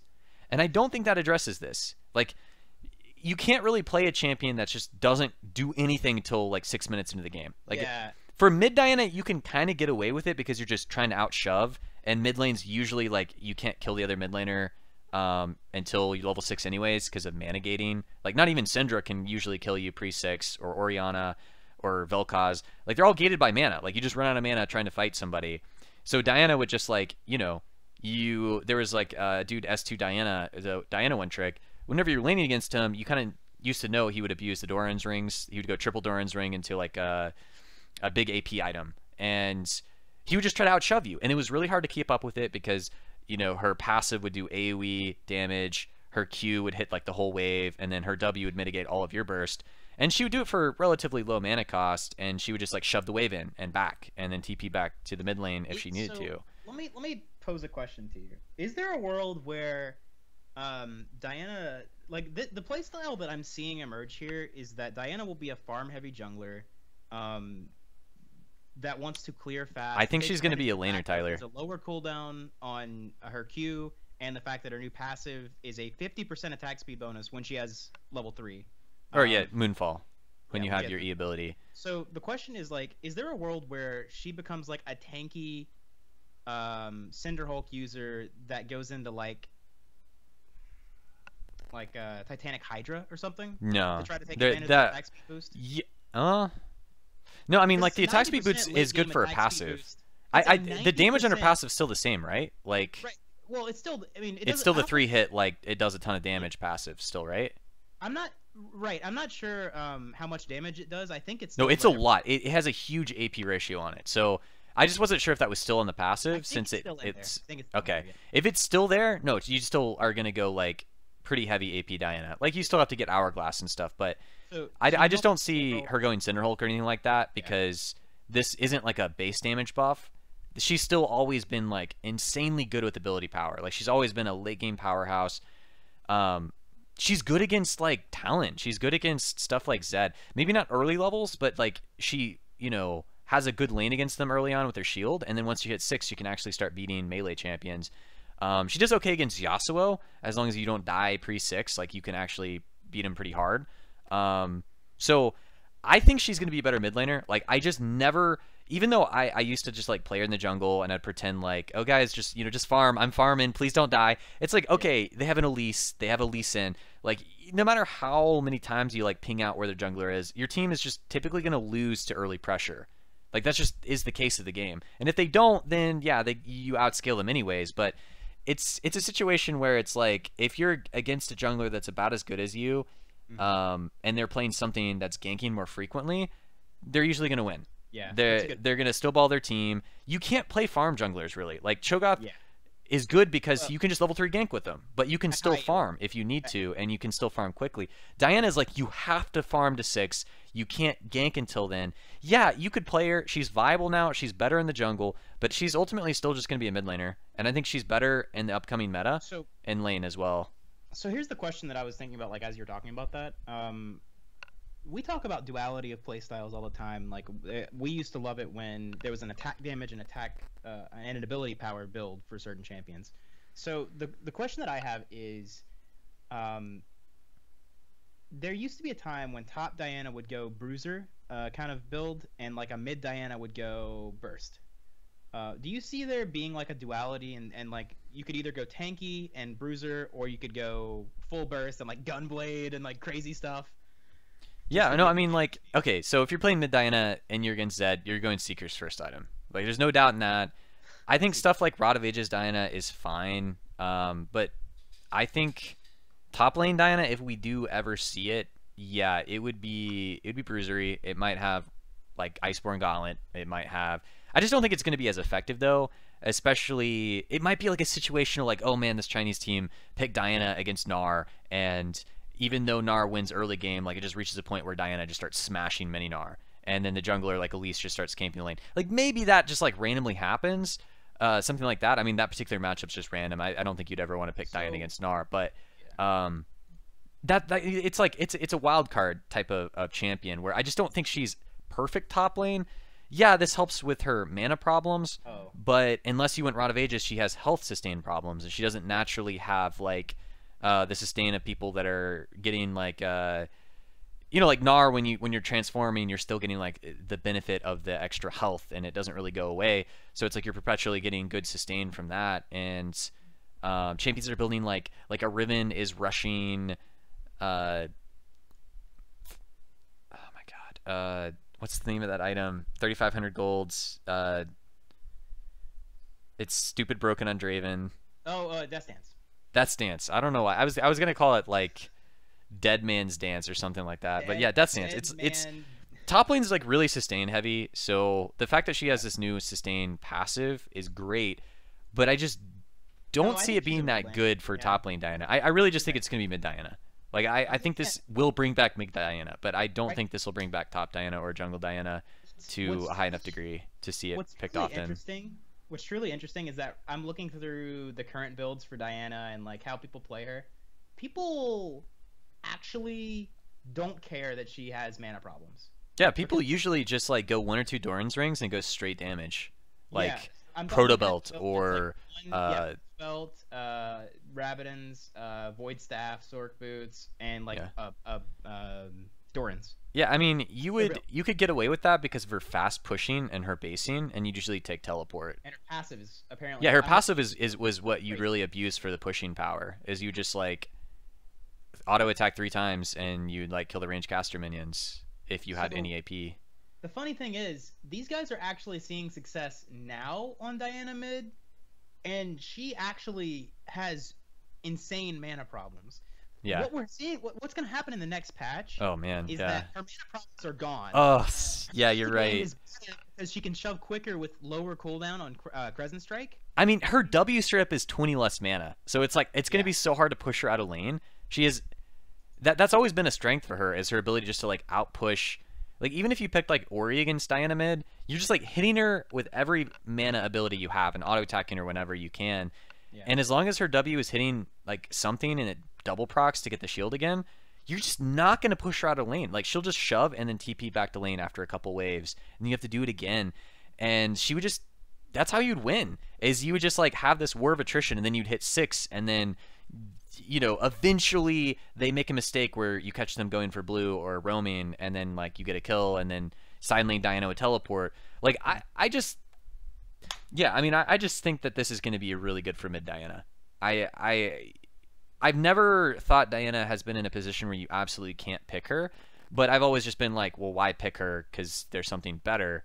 But I mean, she's always done that well mid lane. Like it's always been very frustrating to play against Diana's because of the mana issues mid laners have.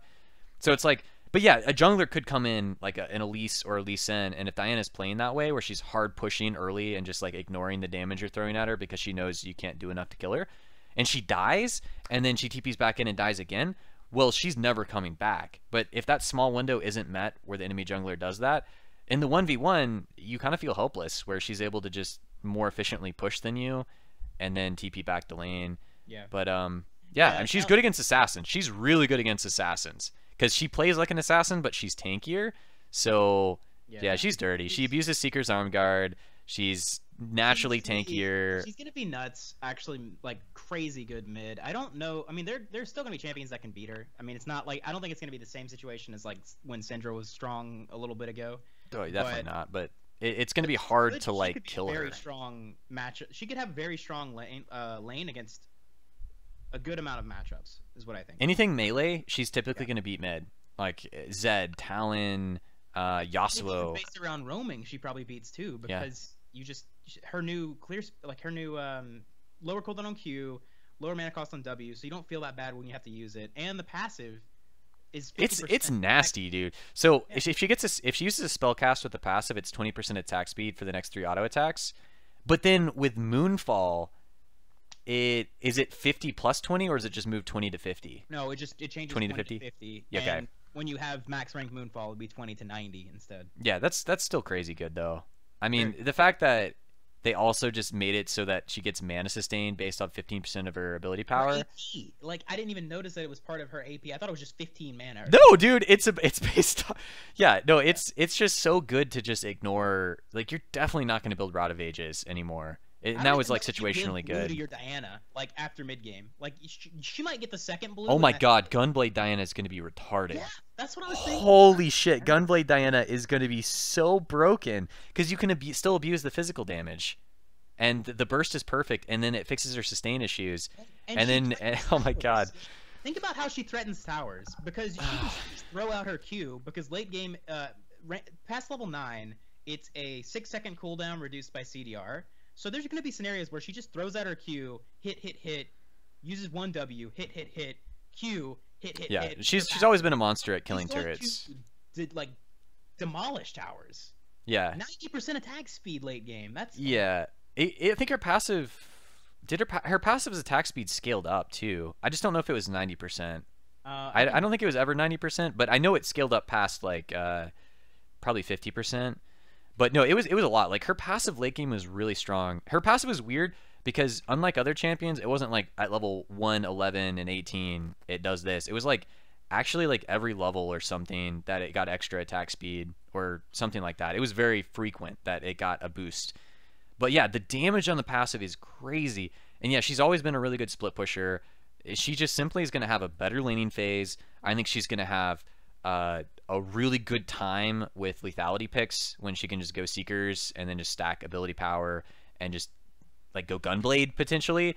Like yeah. I think Gunblade is going to be really good on her. Like I didn't even think about that, but when they originally changed Gunblade to what it is currently, like I had actually messed around with Diana jungle with it and even Diana mid, and it wasn't bad at the time. It just wasn't like better than Protobelt if you were going to go that way before they nerfed Protobelt. So I mean, there's going to be so many different ways to play her. Like I think that's really exciting. Is it's like you can go so many different AP items and they're good on her. Like Gunblade, even Protobelt, you could go for Luden's Echo. Like that was actually like pretty popular, is rushing Luden's Echo with like 1 or 2 Doran's rings, and just the extra movement speed and burst was really good on her, and it just like put her over the top. You could do Magic Pin. Man, there's just so many ways to play her. Like even Hourglass early is not going to be bad with Zed. Like she's one of the few mid laners that I feel like, because she doesn't have mana issues anymore, you don't need a mana item. You don't need to like go Morellonomicon. Like a mid laner typically, like Orianna would never want to rush Hourglass unless you absolutely had to because you're getting smashed, because you just run out of mana trying to like naturally lane against a Zed. But like Diana is like good at rushing Hourglass because it would just help her win the 1v1, and she doesn't have mana issues. She outshoves them, she out harasses them, and then she's just going to beat them. So it's like she's going to be the bane of Zed's existence and Talon's existence. She's going to be picked very frequently as a counter pick against any lethality mid pick, and yeah, I'm really excited to see and play her myself because she's really fun. She's a really fun like mid laner. So we hit on most of the changes. There are 2 more champions that really had changes that we could discuss. I don't really feel comfortable talking about Yorick. I mean, he got a lower cooldown on his ult, and it lives a little bit longer because it has more health. The only thing I'll say about Yorick is that he was actually effective on Korea. Like, before these buffs, there were a few people that I personally saw play it, like Macnoon. I mean, you never really see it in pro play. I mean, he might have like seen like one or two games or something. But in solo queue, he was actually at one point in time like picked a lot top lane with the Trinity Force and Sterox. He's really good at split pushing. Like Yorick is like this like really annoying laner. Like very annoying. Like he's way harder to kill than a Fiora. He's just like perpetually split pushing. He's not gonna group. He's just gonna stay in the side lane. His ultimate is really good for split pushing. Like it's really tanky. It just kind of like stays out with you. And so Yorick is, you know, he's not like this like amazing team fighter, but he's a champion that just keeps going. He's like a melee Teemo where he's really annoying to play against, and he's just tankier, and he's just kind of like wins a lot of matchups that people don't expect. So randomly seeing these buffs on him kind of is alarming to me, because I don't think he needs that much. I don't think he needed that much to suddenly like be picked a lot.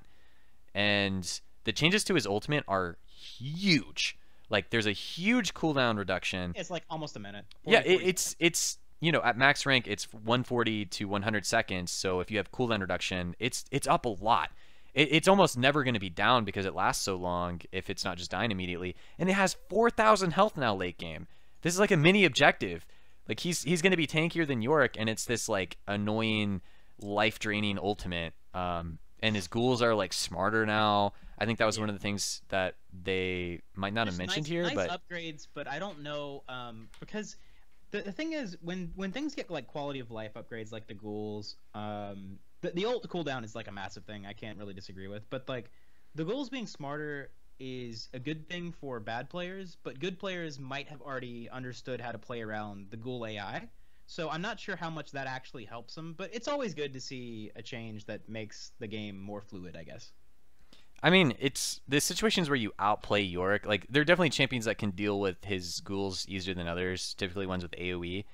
But, I mean, it's kind of like Malzahar. When Malzahar's, like, Voilings, their AI was actually fixed, he got a lot better because it's so core to his kit. And Yorick, you know, he's actually really dependent on his ghouls for a lot of his abilities. Like, if you hit his E ability, it automatically has all of his ghouls jump to the target you hit, the champion. So, stuff like this, like just making his ghouls like more effective. Like you can, the grave despawn range is larger, so it's just easier for you to have your ghouls out and spawn them. And their reaction is now 400 range longer. So, I think that's his E ability. And then you just trap them. Like, it's pretty basic. It's just like, you know, his play pattern is like you're harassing, you know, his Q's like an auto attack reset. So if they walk up, you're like auto attack Q auto. And then you have your ghouls out, and then you hit your E on them, and they don't have an escape. You W them, and then it's just like you're beating on them. So he had just a really weird play pattern that is annoying and hard for a lot of melee champions to deal with. And I think that he's something that people are going to keep an eye on, and I guarantee you he's going to see more play in Korea because that split pushing style is really popular there. And with Fiora getting nerfed this same patch, I think she might have been a champion that gave a lot of trouble to Yorick. I'm not 100% sure on that, but I think she actually really hard beat Yorick when she got her lifesteal items. And there's nothing you could do about it. With her being like nerfed and kind of taken off the board, so to speak, like probably not going to be picked as often. Like Yorick might be somewhat of the new Fiora, where it's just like this, like really hard to deal with split pushing champion that you see Darshan randomly whip out in the LCS because he likes doing that, and he murders towers. Like he takes Trinity Force. His Q is like really easy to proc with Trinity Force on trades, and he's just gonna murder towers with his ghouls and ultimate and Trinity Force procs, and he just keeps going. And he's gonna 2v2 really well with his W. And, you know, you play into him, you're kind of at a disadvantage. So, yeah, I agree on Yorick. I think he's actually a good champion. It's just I don't know enough about him, and I don't see enough people playing him, and I haven't researched him enough to really say if I think he's going to be, like, way stronger now or just a little bit stronger now. But 40 seconds on ult's massive, so probably way stronger. I think he's going to be way stronger. The Fiora changes, though, she lost move speed once she hits a vital, and she also doesn't get move speed for free just by activating Grand Challenge. Yeah, she's clunkier now. This makes her like harder to just like do things with, which is great because that was a huge advantage that she had before. Is it's like she was so speedy, like you're ganking her and she proc a vital and then she's gone, and you're just like, wow. It's not just when you proc a vital, because I think still you're gonna be upset when she procs a vital and then just runs away from you. But I think that the thing that's really going to be nice is that she's not going to just be able to speedy run away from you just by popping ult. Like, if she's getting ganked and she grand challenges you, she can just run away from you without even having to like turn to you. Yeah. Like, that's nuts. Yeah. I didn't even know it was in the game. When I saw this, I was like, that's probably something that shouldn't have been in the game ever. Yeah. Like her W still like slows your attack speed too. Her riposte. This is so random. Like, it doesn't need to be in her kit. She didn't need all this random movement speed. Like, she was literally, like, the fastest, like, duelist. Like, she was a champion that you didn't actually have to build boots on her. Like, you could actually just go straight, like, Black Cleaver, stick with boots 1 if you really needed to, and then just go straight into your like, Death Stance or whatever else, Ravenous Hydra, or whatever else you needed to build next. And you're fine, because it's like you proc a vital, you pop your ultimate, they can't get away from you. You can easily dance around them and proc all the vitals because you move faster than them.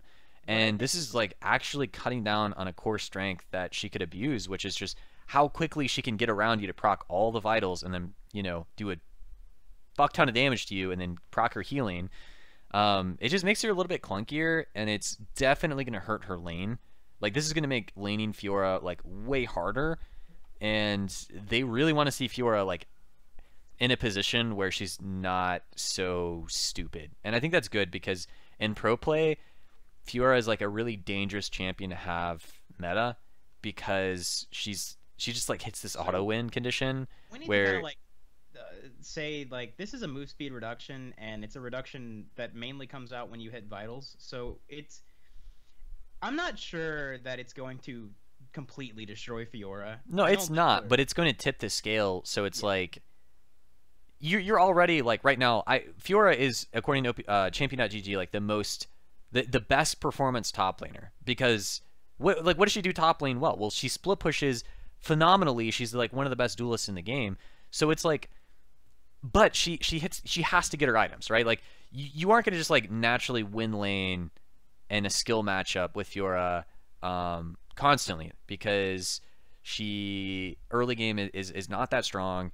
Something like Renekton is used to like beat her early on, but then if Fiora gets her item, she beats Renekton. This is a big deal in that matchup. Like the core matchups that you see in pro play, the core matchups you see in solo queue, like the Riven versus Fiora matchup, which is really popular. People picking Fiora in the Riven because they think it's a skill matchup, and it somewhat is. This is so hard for Fiora to deal with Riven now, because it is a very speedy base matchup. They both have a lot of mobility, and cutting down this much on Fiora's mobility is really going to hurt her, because if she doesn't pop that last vital, she's missing out on like a huge part of her dueling power, like her sustain, the last bit of true damage. It's like it's a tipping point. So this might not completely kill her, but I think it tips her against these skill matchups that were already pretty close. Like even before these nerfs, like you'd still see Fiora's, like I had Hishinshin playing Fiora, and he was playing against Annie top lane. He didn't build any magic resist, and he did not outplay Annie, so he went 0-7. And this is certainly not going to help that 0-7 Fiora, right? But I just think that it tips the scales just a little bit more in the closer matchups against her, so that it is not as good or viable to play Fiora into certain matchups. Like, I think this is going to shit on her Renekton matchup against Fiora. I think this is going to shit on the Riven matchup. And it's just going to make it so Fiora, like, no longer hard beats them later on. And it's just more like, okay, this might not be a good idea to have Fiora against Renekton now. This might not be a good idea to pick Fiora into Riven, because these are champions that are very close in power to Fiora during certain moments in the game. And then if she gets her item, she would take off. But if she didn't get those items, she would be worthless, right? Like she would just like, you know, her power was like in her dueling power. Her power was in her ability to like randomly team fight when she's like 4 items and just kill everyone, because she had Death Stance and Ravenous Hydra and Guardian's Angel and Black Cleaver, and that was crazy. But like, you will just lose right now. Like, top lane is so feast or famine that a tipping point like this, I think, might just mean that we see less of her, which is good. Yeah. Like, less Fiora is good in my opinion, because she's a dumb champion that should have not existed. Like, right? Like she like when she was first reworked, I was already just so mad that she had max percentage based true damage with a crazy heal, and it only got worse from there. So here we are, like, I don't know, a year later after those changes, and she's still getting nerfed. Right. Well, so that was Fiora. There's still more in the past. There's Singed. I think Singed is really important to talk about. Singed is like important to talk about. I mean, his passive changed to give him move speed instead of getting health based on max mana. He lost a mana cost on a couple of Who doesn't like watching Singed though? So I think what this just like makes it so that the diehard Singed fans, and like how many Singed one tricks were there? There were over the years there've been so many Singed one tricks. Even Dyrus at one point was like a Singed one trick before he was like a pro player or something like that. And there was who was that who's the pro player that came to NA who was known Looper was known for a Singed play, right? Like, he even played it like the highest level play at Worlds and was like dominating with it. These changes I think are really interesting, because this makes it really difficult to play against Singed. If he gets the slightest advantage, it's going to be so hard to kill him. He's going to benefit more from ability power. So you're absolutely going to see a Rylai's Singed now. Like, I think you're going to see a Rylai's Rush Singed more likely than not. Like, I think you're going to see more AP heavy builds. Maybe Righteous Glory. I'm pretty sure you're just going to see like a more like AP tank style build of Singed now that you don't really benefit from mana. He's like, you're absolutely never going to see a Rod of Ages build on him ever again probably, but his W having a grounding effect, like, I think he's got a lot of value to a team, and he's just notorious for being able to like bypass bad matchups by proxying, which no other champion can do in the game that as early as Singed can. You can literally go into their base and like proxy 2 waves. Like, I don't know, people have done it like at level 5. It's weird. The change to poison trail is actually like even more interesting for like how does it affect proxy Singed? Given that it has a 0.2 higher AP ratio, there's a lot of like, even if you just start Doran's Ring, if you just took a little bit more AP from your rune page, then you already passed the base damage that you had before by a lot. Well, the question is like, what is the core?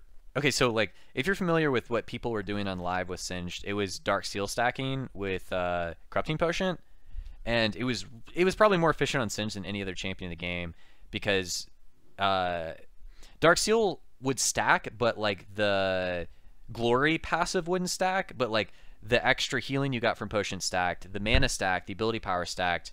It was crazy good on Singed. The question is like, are we still going to see that same build, and will it actually just be like maybe even a little better on him in some situations because he potentially is harder to gank with his new passive with a movement speed boost, the extra ability power ratio, the grounding effect on his W? Like that same build, like, yeah, it was great that that mana conversion to health was happening, but with this extra movement speed increase, like they're not going to get those last couple auto attacks in anyways. He's just going to be like really oppressive in some matchups because he's abusing Dark Seals with Corrupting Potion, and you'd see Fizzes do it anyways. Like, it's not like Fizz is like getting more benefit from mana than any other champion. It was just like you'd still, if you saw Fizzes played, you'd still sometimes see them build 2 Dark Seals and Corrupting Potion. It's just about abusing Corrupting Potion with like 50% extra healing because of 2 Dark Seals. I still think we're gonna see that. So what you're saying about the Doran's Ring, you're just gonna get that from the Dark Seal. Like you're gonna see like 2 Dark Seal, Corrupting Potion, Singed into like Rylai's. Or so the old passive was a quarter of your mana turns into HP, so it was like a negligible amount. And yeah, we're like, how much? So let me check Corrupting Potion or Dark Seal. It's 100 mana, so it's 25 extra health per. Health. Yeah. It gave you 25 health. And you see some Singes build 4 Dark Seal sometimes, so 100 extra health. Yeah, you know, it's not like gonna like you know, it's overkill to do that many because it's only 100 extra health. But yeah, like he did great with Corrupting Potion. Like you just like dump your health and mana, and you're getting great trades. So the math on it is if you have one. Okay, so the base healing is 150. If you have 1 Dark Seal, it goes up to 188. If you have 2, it goes up to 225. If you have 3, it goes up to 262 because it's multiplicative. Going from the 3rd to the 4th is an increase of 40 health. Going from the 4th to the 5th is another increase of like 40 health. Actually, a little bit under 40, and then 40. It's not additive. Are you talking about the passive for the potion? Yeah, the passive health. I think it's additive. I would have to check. Oh, it might. I'm pretty sure it's additive, dude. Like it's really good. So going from the base healing to 1 is an increase of 37 point. Yeah, no, it's additive. You're right. 37 and a half. So the question is like, do you still go 4 or do you go 3 and Doran's Ring or something? It's interesting. I don't know. I don't know what the answer is. I could see Doran's Ring being kind of useful on him, just because. Well, I don't know. I don't think so. I think because Corrupting Potion is just so good on him, you'd never build Doran's Ring and always Dark Seals, but you might transition to Rylai's faster because of how much better it's going to be on him now that you have a movement speed boost. Here's a math that actually makes sense for this. So if you have a Corrupting Potion, the Corrupting Potion has how many charges? 3? Yeah, 3. Yeah, it's got 3 charges. So Corrupting Potion has 3 charges. Each charge, you're getting an extra 25, 20, 30 health. So you're getting 90 health from building an extra Dark Seal, and if you had a Doran's Ring instead, you'd only be getting 60 health. So yeah, you might be right. They might still do this build, even without getting the bonus health from the passive. Yeah, okay. Yeah, it's just so good on him. It just makes me think of how good it was before. Like, even though it was only giving an extra 25 actual health instead of on the Corrupting Potion, that's still 25 extra health. Right. I mean, if you got 4, it's 100 extra health. It's really hard to get through when he has that kind of sustain. But what I'm most excited about is it's like his trading patterns against melee champions are going to be so easy for Singed. Like, there are a lot of times where I remember playing Singed where it's like you're the same movement speed as them, or maybe just a little bit faster, but they would last hit and you'd run at them to try to fling them, but unless you used your W, you just couldn't reach them. But now you're basically like, as soon as you're going in for that last hit and they're in range for the passive, the proc, which is 225, which is almost melee range, which is like always that feeling where you're like, you're almost able to fling them and you don't quite want to have your W, or you don't have your W yet.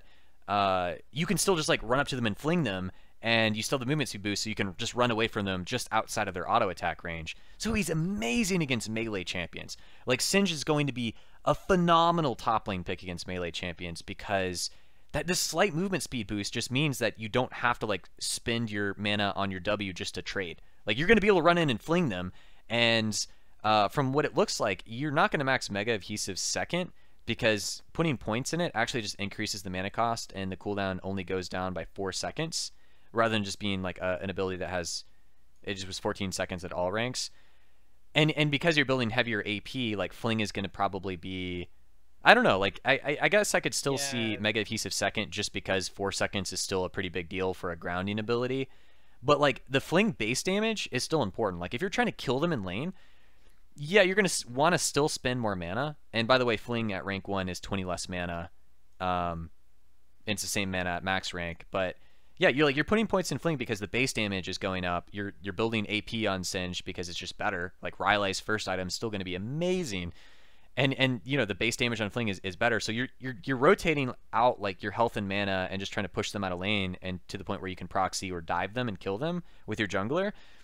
And because you can do these trade patterns without having to use your W, if you get ganked, it's like, bam, you're grounded. Like, that Lee Sin, you can't use your dash anymore. Kha'Zix, you can't jump at me. It's so good. It's like, grounding is so powerful. Like, Cassiopeia's grounding is amazing. So I can only imagine when it's easier to control, because Cassiopeia's W has a minimum cast range. It's kind of awkward. You can't cast on people right on top of you. But Singe's Mega Adhesive's like, what's up? You're standing right on top of me. Guess what? You're going to be stuck here. You can't flash. You can't dash. I'm going to run away from you. And then you're going to put enough distance that even if they do have it back up, they can't get to you in time. Like, you're going to be the ultimate troll champion. You can really fulfill the Singed fantasy now, I think. He's going to be great. The interesting thing is, like, I don't think that this hurt or helped necessarily his proxying, so I think he can still do what he already did early game. I think you can just straight up beat people in lane now. Like, I don't think you need the proxy to get Singed out of lane. I think he's just going to like beat a lot of matchups really hard. What I was thinking about with that is, I don't think that Singed has any ability. So he's a good. I think these changes were all good for him. I think his old passive was terrible. I mean, it gave hidden strength, yeah, but you didn't really want to build a lot of those mana items anyway. If he didn't have that passive, you wouldn't have built those items. But now I feel like the problem that Singed is going to face is, can he beat the tier of like laners that's going to be popular again top, especially if we have tank junglers come back. Now it's like, the question is, can Singed beat Quinn in lane, or can Singed beat I would say Fiora, but Gnar is going to still be meta. Yeah, Gnar is still going to be a really top tier pick. Can he beat Kled in lane? And I'm not sure that he can. And I think the biggest reason that he can't, this is like me just like throwing something in the dark, is like, I don't think he has an ability that you really feel great leveling. Like, I don't think any of his abilities just feel great. Oh, dude, his Q is amazing to level. I don't know what you're talking about, dude. The damage triples, and it's like, what is it, damage per second? Isn't that damage per second? Damage between rank 1 and rank 2 goes up by 20. So it's but if you're looking at it as like how many seconds you're harassing them and fighting them, it's good. It's not like it's a one-hit nuke. Yeah, it's the only, you're obviously leveling Q. There's no other right. Choice. But like, it still isn't great that it only goes up by 20 damage every rank. And I'm not saying it's like bad. I mean, I think it's good. It's obviously good. But like, when you have to put in your next point at like level 7, you're like, or 8, you're like, I don't know, I just put it in one of those random. I don't care which one. Does Poison Trail tick every second or half second? I think it's ticking half second now, but this is calculated for 1 second worth of damage. I don't. I know they changed it so his poison was ticking more frequently, but you know, it's not doing the full damage. It was doing like 50, 50, 50 when it was supposed to do 100 a second. for every half second. The cost is 13 mana per second, and it lays a poison trail that deals. That's the damage per second. Yeah. Right, but it's ticking every half second, which is important because it, you know, the difference between someone dying in 0.5 seconds and 1 second is still important.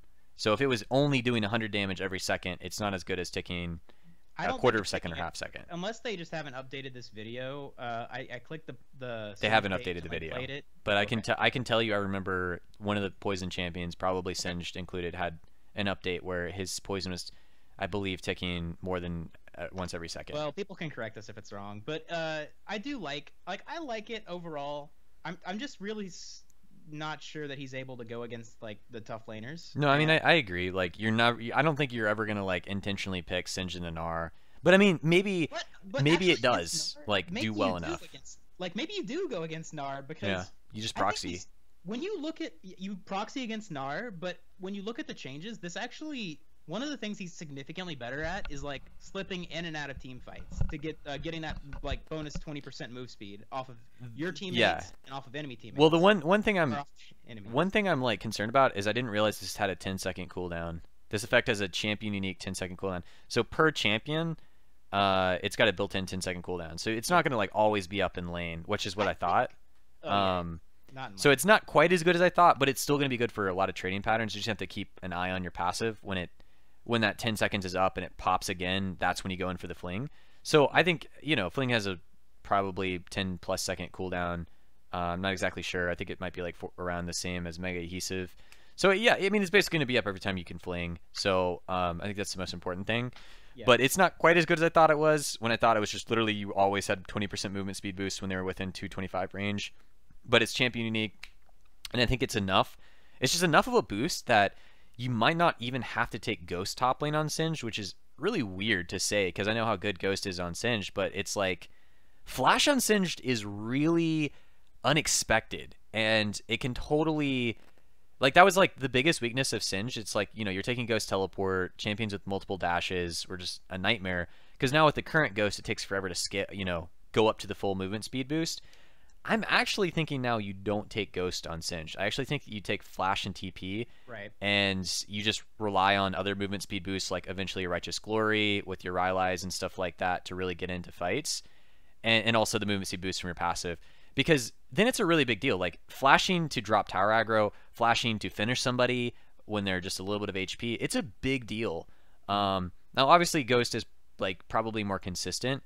But I think this just opens up a path where in certain matchups, like you can take Flash and it's better because you have more built-in like passive movement speed boost, and your W ability has a grounding effect, so you can like get out of ganks where you normally have to burn Ghost, and you probably don't have to burn Flash either. But Flash is usually better for immediate like disengage. So you can get over walls. You can chase people who have Flash or dashes, which is huge. I think Flash is fine. Yeah. And I don't think he needs Ghost necessarily anymore because of the new passive, which actually might be the biggest buff to him, is not having to take Ghost to be effective.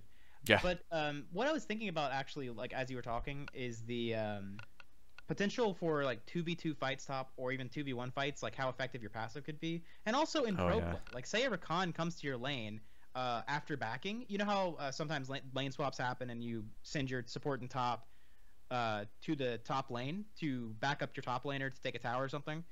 You've got Rakan, you dash to the Singed gets the move speed bonus. He runs up either adhesives or flings first because he's getting the move speed bonus off of your Rakan, and then he's probably getting the move speed bonus again off the enemy top laner.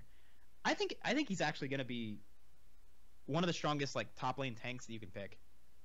He's going to be easy to play. He's going to be easy to play and really hard to play against. I remember in like, what was it, Season 3, I made a video about Proxy Singed because people are having so many issues with Proxy Singed. That was back before getting CS like slowly reset how much gold you're worth, because you'd have like a 0 and 13 enemy Singed worth 0 gold, but he was such an annoyance you'd lose the game because wasting time to kill a champion that gave you like, you know, I don't know, like the same amount of gold you get from a cannon minion was just not worth your time for how long it took to kill him, and eventually you would just lose the game because of the pressure. He's like, he's just going to be hard to deal with. Like, this scares me because if Singed gets out of control, he can pressure, he might not be able to kill towers quite as fast as other champions, but AP Singed, you know, this encourages AP Singed, so he's actually going to be better at killing turrets than before. He just creates a lot of pressure. You're going to have teammates suiciding to him, like trying to kill him. He's a lot harder to kill now, I think, with this new passive.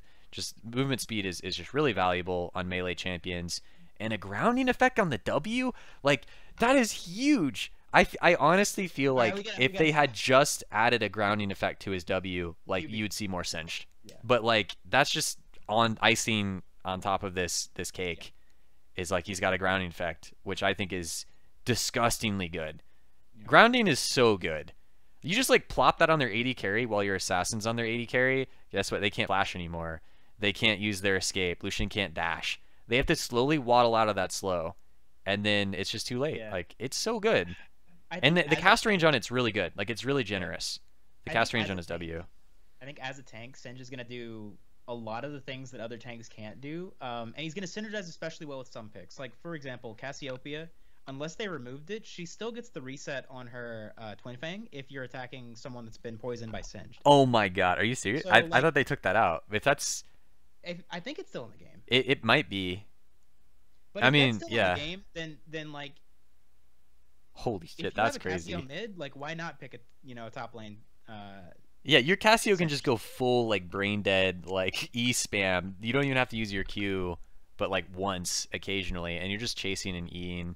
Take Storm Raider Surge. Yeah, that's a really good combo. I didn't even think about that. No, I know you're a support man. Are we going to see a support Singed pick from you against, like, Tom Kench or something? No. He's got a grounding effect now, man. Probably not. Yeah, he's definitely a better top laner, but I think he's good enough that I think I could whip out Singed support and win. I think I could. I mean, I don't think it would be the worst thing in the world, especially you're building Talisman, man. The coin tree is the best. He has a way to activate the what's the keystone that lets your carries Stoneborn Pact themselves? Stoneborn Pact, yeah. That's a pretty good keystone. Like, I think it's one of the best keystones you can have as a support right now. Yeah, it's good. You can apply that with just a grounding effect too. He's very good at receiving ganks too. You're convincing me to do something terrible. No, I'm telling you, like, grounding is so good. You literally can just sit back and throw your grounding effect, and your AD carry gets a better trade because they can't dash anymore. Their Tristana can't jump. Oh man, grounding is so OP. Like, I'm telling you, grounding is just like being able to control your grounding effect more efficiently. Grounding is such a buzzkill. Like, it's so dumb, especially for melee champions.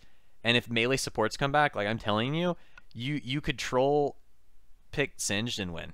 I'm probably gonna do that. Two things that I'll clarify before we get to Taric and finish up. Twin Fang, I just checked. Yes, poison effect Singed still applies that. So Cassiopeia Singed bot lane. Report, please. Why I need to get a diamond like right now. Let's see. And the other thing I clarified was previously Moon Silver Blade only granted 20% and it did not scale up. The damage did though, right? It had a base damage that scaled up. The damage still scales up, and it still scales up on new Diana too. So I guess what I was thinking of is just her attack speed growth stat, because you definitely feel it going up, right? You would. Yeah. As the game went on, her attack speed growth went up. Now you're going to feel it growing up even more with that 90% attack speed at late game. So, that's pretty good. And then, so the last thing that we can talk about, we need Taric. They say Taric's great late game. They say they want to help him get there, and then they give him a heal, increasing heal charges over time. So actually late game Taric now has 5 heals and his passive gives him a 6th. So I don't know why, but now in a team fight Taric can heal you like 6 times. So Dazzle's back to probably being a 1-point wonder, just because they increased the damage at rank 1 and they made the stun duration flat. Right. Yeah, it's definitely 1-point wonder. And you're maxing Q first, right? So you're maxing Q. Yeah. So you've got better sustain. You're a melee. Which means you have access to certain items like Knight's Vow that are just better than options that. And he's got built-in armor, right? Like, his W still gives him armor. He's got built-in armor. He's just a great. Good against lethality picks. He's gonna be meta again. Like we're talking about the best like melee supports being like Tom Kench, Braum, maybe Alistar, but Terry's totally gonna be better than a lot of those, especially Alistar, I think. because he's really hard to kill. He's just naturally tankier. His ultimate's so good in team fights late game. Like, it's disgusting playing against a good Taric who times his ultimate well, because it literally just like KOs the whole team, and you're just like, And so he's got that like denial against assassin capability. He has honestly a pretty okay lane. Like he's kind of versatile, so it's like you can lose lane gracefully with his heals, and you can honestly receive a gank pretty well because you have a stun setup that can honestly be a double stun if you and the AD carry are close. So you can definitely stun both of the champions you're against, and your jungler comes in.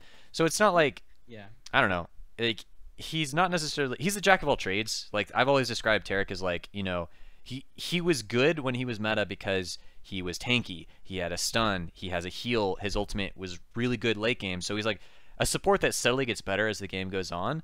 But now he's just better in a lot of different ways. Like, yeah, his stun doesn't eventually be a 1.5, but maxing his heal was like legitimately necessary in some matchups that you were just getting poked out and you couldn't even get close to stun anyways. So I think this just makes it way more annoying for assassins. Like the more I'm reading the patch, the more I'm like, yeah, assassins are gonna be good with new lethality, but this is gonna suck to play against Taric. This is gonna suck to play against Singed. Like, you know, how are you going to assassinate a Singed when you're playing like a Zed mid and you're suddenly in the side lane against a Singed? Like that dude's just going to run away from you. If you can't one-shot kill him, he's gone. And so there are definitely going to be answers to the assassins, and Taric is one.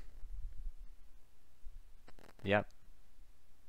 Yeah. And I think that was all the champions. We didn't talk about Kayn, but I mean that's a separate video. He's going to be complicated to talk about because how he's going to be involved with items and which lane he's going to is still somewhat debatable.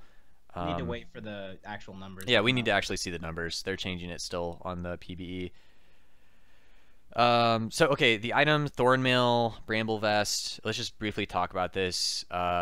We both, I think, agreed that the new Thornmail is kind of dumb because even though it inflicts grievous wounds, which is great for tanks to have, it doesn't really make sense to like have an attack speed slow on an item that you want them to hit you because you're trying to kill them or something like that, right? Like, I feel like the completed Thornmail is worse on Rammus. It's more expensive. It's giving less armor. Yeah, it gives a little bit of health, but like Rammus was probably like the best champion with Thornmail anyways. I mean, yeah, cool. Grievous wounds is great, but it looks like the damage is even lower.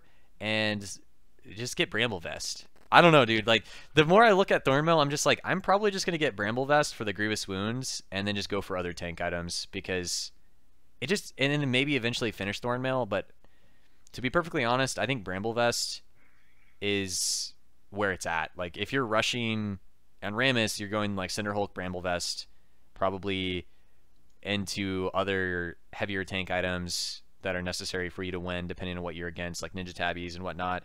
And you're not going to just like straight up finish the Thornmail because it's just really expensive. And yeah, it's like okay, but I really just don't like the fact that it has Cold Steel on it. Because you want them to hit you. Like when you're Rammus and you're like powerballing into them and taunting them, you're trying to get them to hit you as many times as possible while you're beating on them because you're trying to kill them. You want as much damage. Your W is like really beneficial to have them hit you as much as possible. And it's just more expensive. Like, why would they increase the price? Yeah, that's the big one. Is like it was already good. Like on it was a niche item. It was a niche item, yeah. It's already good, but the problem is you don't really get a whole bunch out of. You lose 25 armor and you gain 250 health. That kind of offsets itself. It's a better balance at one item, the new Thornmail, but past that, that's negligible. But you gained 550 gold in cost. And you actually made the unique passive Thorns worse than it was. In two different ways. Like, I think it's just... Isn't the damage just naturally lower? You added on Cold Steel, which, like, Rammus didn't have any problems going Thornmail plus Randuins before. So, like, now those two don't synergize as well. Those two, like, you can't buy them, but you're overlapping the Cold Steel effect. And then that kind of annoys you, right? Well, who else is going to build Thornmail? Like, let's be honest. Besides Rammus? Right, like, I don't know. Like, there aren't very many tanks that even care about Thornmail, and I think they made Thornmail worse. It's honestly worse. Like, yeah, you're just going to get a Bramble Vest. Like, the only thing I see that's appealing about this is the Grievous Wounds effects, which is on the Bramble Vest. You're just going to get a Bramble Vest. you're like, oh man, this AD carry is healing off of me when he hits me, and I'm a tank. Well, you're gonna basically do what an AD carry does against people that have healing, like Mundo. You're gonna build 800 gold executioners. This is 100 more gold more expensive than executioners, but is going to be probably better than executioners because you can potentially proc it on like 5 champions at once, all hitting you, and it does more damage and has 35 armor on it, which is fucking amazing because that's 900 gold countering like 35 lethality or whatever. Well, the it's good. One of the things that we talk about a lot, I mean, we basically finished the patch notes, but and whether we keep this little smidgen that I'm gonna mention here in the video or not, we'll see. But one of the interesting things that we talk about like all the time is how you need to have more components in your game if you're Riot Games. If you're the League of Legends devs, you need to have more components like Bramble Vest. And not only do you need to have more components like Bramble Vest, you need to allow the components to build into good items. Yeah, so it's not just a dead item. Right now, Bramble Vest only builds into this new Thornmail. And it's like, yeah, cool, Thornmail, whatever. But one of the things that like jumps out to me right away is like, why can't Bramble Vest and Cinder Hulk, or Bramble Vest and Balmy Cinder build into the new Sunfire Cape? So now you have the option of getting Thorns from Sunfire Cape or getting Thorns from Thornmail. And like, I don't know. It'd be way too good. Like, well, you'd have to balance it. Yeah, I mean, you'd have to like lower the shit out of the Sunfire damage or something, but yeah. I mean, I agree. Like, your basic premise of just like having Bramble Vest be like a serrated Dirk in terms of like what it can build into, because serrated Dirk builds into a ton of different stuff, and I mean now it's like Bramble Vest sucks, right? I mean, it's not a great item right now. What is? It's not just an item you're really happy about. What do you say? And it's not like Sunfire Cape is a great item right now. I mean, okay. It's a good armor and health option, I guess. Yeah. But there aren't that many armor and health options, You were picking like Sunfire when it was meta. You were picking it up because it was just like, okay, I have health, I have armor, I win trades now, I do more damage. What? It's like, like by having more health and armor, you would typically just win 1v1s better, like against most things. Like, I remember before they reworked Talon, and I was having trouble because I got ganked by a Zed. Or, I mean, I got ganked, and I was laning against a Zed, and I was like, man, like, now I'm just, this matchup was so snowbally. And I was like, wait, why am I even just building damage? I'm going to go Iceborne Gauntlet. And this is pre-Iceborne Gauntlet nerf. And just, like, having that armor. Like, Zed was ahead of me in gold, and he was spending it all in, like, long swords and armor pen. And I just, like, completed my Iceborne Gauntlet, and I was like, sup, dude? And I traded on him and just, like, hard beat him. And then I started working on Sunfire Cape, and it was just like... Those were the days. And to think now to counter armor pen, all you have to do is level up. Well, not anymore. Now it's they keep you from leveling up. But yeah, I mean, the game has got a long ways to go before I'm like happy with the items.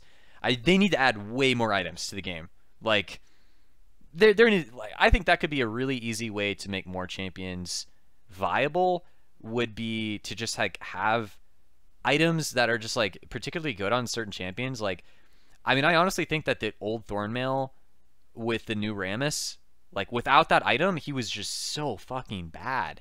But because Thornmail synergized so well with the new Rammus, it like actually made him like decent in some situations. But without Thornmail, it's like you were missing like a key component of damage and like a really nice, efficient, like 100 armor item. That just didn't exist. So it's like if you add more items to the game, yeah, it might be a little bit harder to balance and fine-tune everything, but I think that there's just so few items in the game already that is a bottleneck for just diversity. It's like when we're talking about like, whoa, now Ghostblade and Dustblade build out of the same components. It's like, holy shit, like how long did it take for this to happen? I mean, the years where we had like BF Sword building into only like 2 items, and it was just like, ugh, but it was so necessary to build BF Sword. There needs to be like, okay, Bramble Vest builds into this, Bramble Vest builds into that. Maybe just 1 or 2 things, but it's like diversity and not just have Bramble Vest build into Thornmail is important, because Thornmail looks like a pile of trash, and all I'm looking at Bramble Vest that's good is the Grievous Wounds effect, which would help you against AD carries that are just like sustaining off of you because everybody's taking Warlords and it's insanely good. I don't know. It's it just really bothers me because I think that could add a lot of variability that creates even more replay value to League and makes each patch like there's more things you can do because you can like play champions different ways because there are more build paths. I don't know. There's just like so many different options just on this patch with like 1 or 2 items that a new a champion can build that creates like a totally different play style. Dustblade and Ghostblade. Just imagine if you do that for more than one role and AD carries aren't just like pigeonholed into building the same things over and over again just because it's meta and more effective than the other options. I don't know if Riot purposely does that, where it's like, oh, we're going to buff Bork and then everything is kind of bad. Okay, everybody build Bork now. Okay, guys, Bork is nerfed. Infinity Edge is 5 more attack damage and Zeal items are cheaper. Go. And it's just like, they like almost forcibly put you in a situation where you have to build certain things. And I don't like that. I don't like them to be like, okay, you have to build this or you're just going to be at a disadvantage. I want to be creative, and I don't feel like they are giving enough options still. Why does everything build out of Warden's Mail? Why are they like adding another item that builds out of Warden's Mail? I mean, we just got done talking about like, wanting like mid-range items that build into more things, but like Warden's Mail is not supposed to build into Thornmail. Like this, yeah, I'm happy that that's an item that builds into more things, but that item is so unique, right? Like not every tank wants to cripple the attack speed of your opponent. Yeah, it's so like, niche. What do you? It's still niche. If you're going against a Cho'gath and you see him like starting his 3rd item, even if you're on his team and he starts with a Warden's Mail, what is he going into? Is he going into the Thornmail, or is he going into the Randuins, or is he going into the Frozen Heart? And it's like, I don't know. Probably Randuins, right? Because that would help. No, because Cho, if he's on you, he's already slowing you enough. So maybe he's going... Frozen Heart used to be a really good item on Cho. It helped his mana issues. It gave him a lot of CDR. Cool introduction was really good on him. I think you might go Iceborne Gauntlet, though. More offensive. Even though I just said that, like, I honestly think that none of those 3 items are really good on Cho. Now that I know. It's true. Like, Thornmail would be garbage on him. There are 3 items that build out of Warden's Mail, which is supposed to be, hey, if your opponents have attack speed-based damage dealers, Warden's Mail is a good option, right? And then Cho's just like, this item kind of sucks. It's a trap. The state of the game we're in right now. It's a trap. Warden's Mail is a trap. Bramble Vest is actually good, but Warden's Mail is a trap. But Thornmail applies Grievous Wounds. And Ninja Tabbies are still broken. But Thornmail applies Grievous Wounds now. Okay, that's enough for this Juggernaut patch was an inside job. It was. Oh, the NSA's cutting off my internet, man. All right. So I think we pretty much talked about everything important. Ancient Coin Line. Randuin's 50 extra health. Same build path, same cost. No, it builds out of Giant's Belt again. They can't make up their mind, Tyler. God, okay, there was actually a game. Oh, they changed it to build out of Giant's Belt. Yeah, there was a game where I built a Giant's Belt and was like, I'm going to build Randuin's. And I was like, wait, they changed the build path. It's double Ruby Crystal. Why? Like, Giant's Belt is just more efficient. Like, you're never going to, like, first item Randuin's usually. It's a later buy, so having 2 Ruby Crystals just, like, is dead weight in your inventory space. You, like, need control wards. You want the Giant's Belt. Giant's Belt builds into so few things now. But now they're bringing it back. They're bringing it back, Tyler. They were like, oh, wow, you know what? This was really dumb. We were right the first time. This Randuin's needs to build out a Giant's Belt. But it's so confusing because it's just like they just randomly decide they're going to change it. They're like, yeah, maybe double Ruby Crystal will help out people that want to build Randuin's. It was also nerfed the health on it. It was just like, what? I mean, Randuin's is really good for a long time because everybody was building crit. 80 carries were just always hitting you, so it's like, okay, I have to build a Randuin's. I'm a tank, ha ha ha. But that was just so dumb. Like, inventory space efficiency is so important later on in the game. Like, if you're, oh, I don't know. That was literally everything in the patch. I was gonna let us go by the Randuin, so people are like, but Valkrin, what do you think about Randuins? No, what about Trundle's E no longer giving vision and Bushmaker no longer giving vision and maybe his W. Wow, look, I don't know. It's not really gonna have an impact on the game, I don't think, because one. Okay, in some situations you would pillar to try to get vision, but like pillar was usually not supposed to be used that way. Well, you wouldn't necessarily pillar just for vision. Yeah. I mean, like, yeah, you could check Baron with a pillar for vision, but like, you're talking more about the scenarios where you're like going into lane and ganking, and you throw the pillar out first because you know he's in the bush, but you want vision of the bush and you want the slow.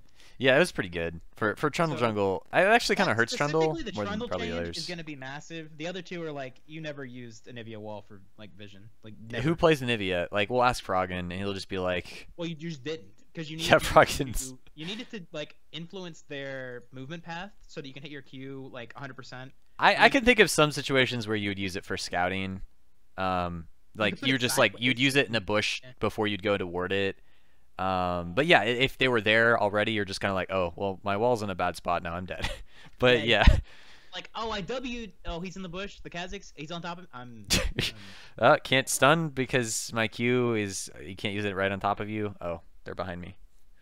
That's kind of annoying about Anivia's Q, by the way, is it's like, you know, it comes out from in front of you but not directly on top of you. So if a Kha'Zix is smart, he's just gonna like move right on top of you, and it's really hard to stun if he's like between on top of you and behind you. Yeah. And Cassiopeia kind of the same way. Your W has a minimum cast range, so if they get up right up on you, I think Cassiopeia's W still gives vision. Yeah, I think Cassiopeia's W still gives vision. I don't know why they didn't remove that. Well, because certain abilities like are actually intended to give vision, but that ability should not be used for vision. Wall you can put like sideways and like stretch it barely to touch a bush, and it still got vision of the bush. Yeah, that's probably the dumbest one. Well, no, I think Ivern's W Bushwhacker having 1600 range is really dumb. It still gives vision, but you could literally cast it from 1600 range or away. I'm pretty sure his bush ability, which gave vision, so you could like scout Baron. Oh, it was so annoying. Oh god, I'd be like, where's this Ivern? Oh yeah, he's 16 units away. 1600 units away. Just so far away he can scout vision. That was really dumb. He can still scout with it, but the vision, the cast range was cut in half, which is honestly really not that big of a deal, but he's just an annoying champion, and I want them to remove him from the game. So this is actually huge. The attack and ability queuing is going to be a really big deal for certain champions. Like I think honestly Kha'Zix and Pantheon are huge with how clunky they were sometimes. Like right after you would Q on Kha'Zix, it would be like kind of clunky to cast your W. And late game teamfights is really important to, if you had your W evolved, to get it off as many times as possible because it's slowing. So it's like you can now QW like more fluidly, or like QE more fluidly, and it's not like immediately forcing you to auto attack. Yeah. And I don't know why Rek'Sai's, well, I guess Rek'Sai's R ability could be kind of important to allow this, because now she can like R and then burrow and then unburrow to stun them if she really needs to. And well, Pantheon's is a really big deal because he's probably the clunkiest one out of all the ones they listed, to be honest. Like it's so, before it was so weird to like W and try to E, because you literally like couldn't like start casting your E ability until you finish the W. So unless you had like Korean like ping, you're missing fractions of a second on your E ability, and you would very rarely get the full cast duration off anyways. So you're just missing out on damage because it was clunky. This is a huge buff to Pantheon.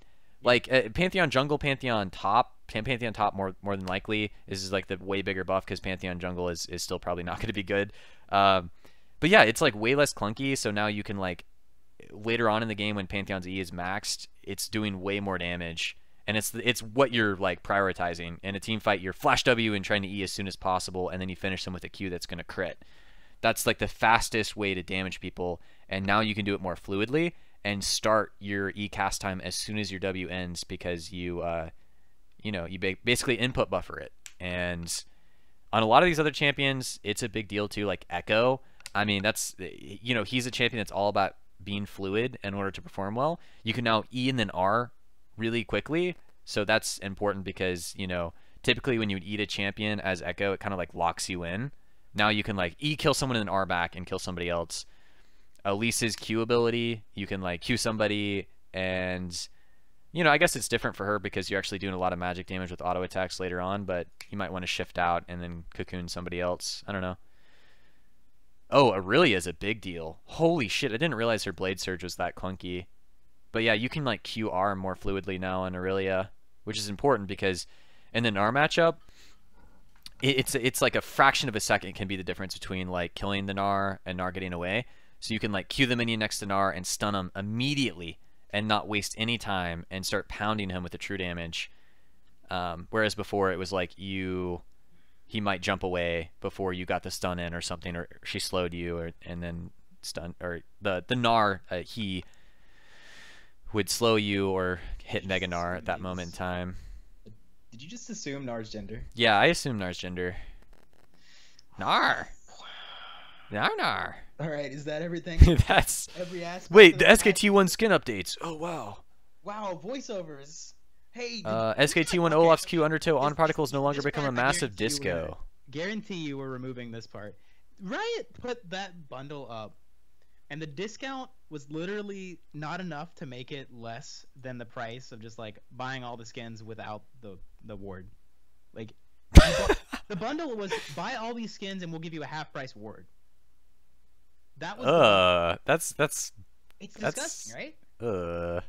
Who the fuck buys wards? What kind of I'm gonna offend somebody. I don't know anyone that does buy wards, but like wards are priced at 640 RP, so $5. What? Yeah. So they gave you a discount on the entire bundle, mind you, for people, and this is including people that don't like wards at all and wouldn't value a ward at that price. Yeah, people don't even use wards. Why would they want to buy a ward skin? The entire the bundle's discount was, hey, if you buy this bundle, we'll give you a half price ward, and it has to be this Coma ward, even though the Coma ward is like really good. Like I love the little facepalm it does.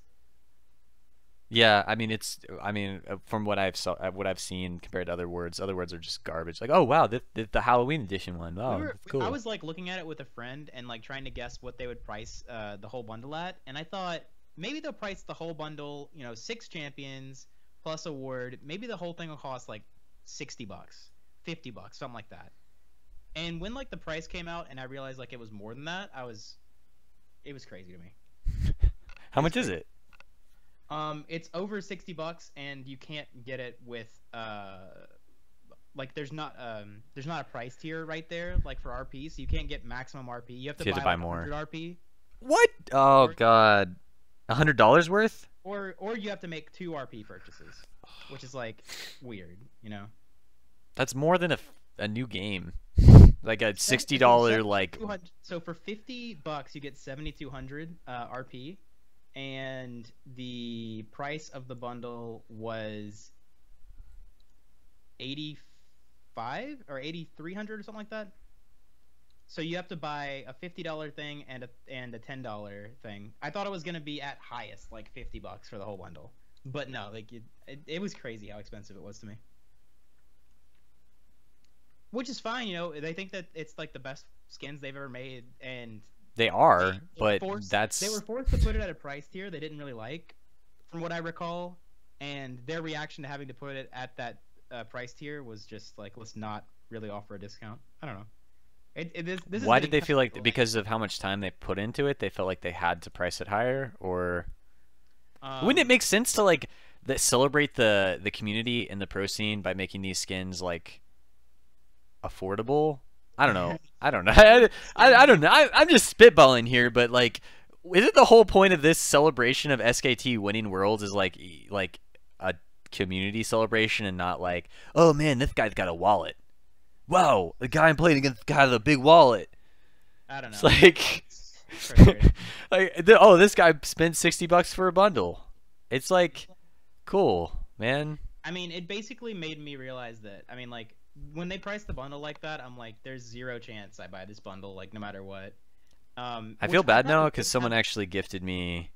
I don't think he gifted me the bundle, but I think he actually individually gifted me most of the SKT skins, and they're kind of cool. But I mean, I'm not. If you don't want the ward, it's cheaper to just buy all 6 of them. Yeah, I think that's what he did.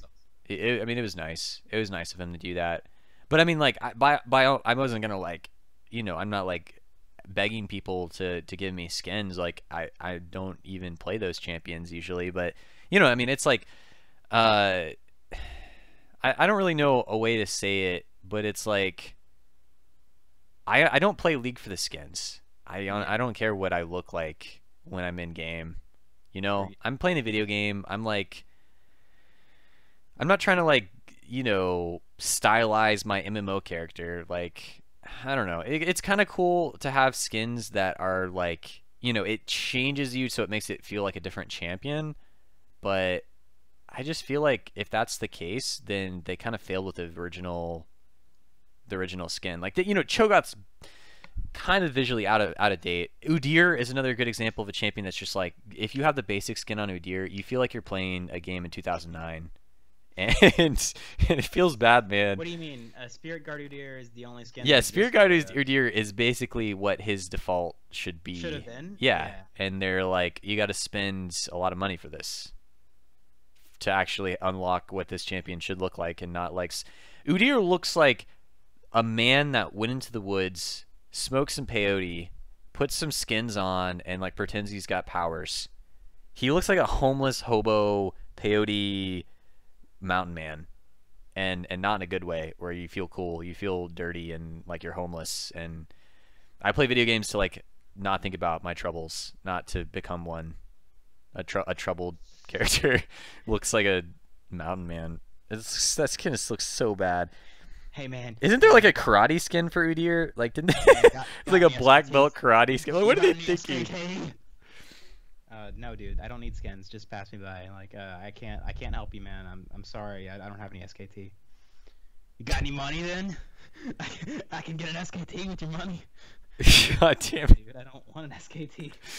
Yeah, man, give me your SKT skins. I don't want to enable your SKT addiction. It's my life, man.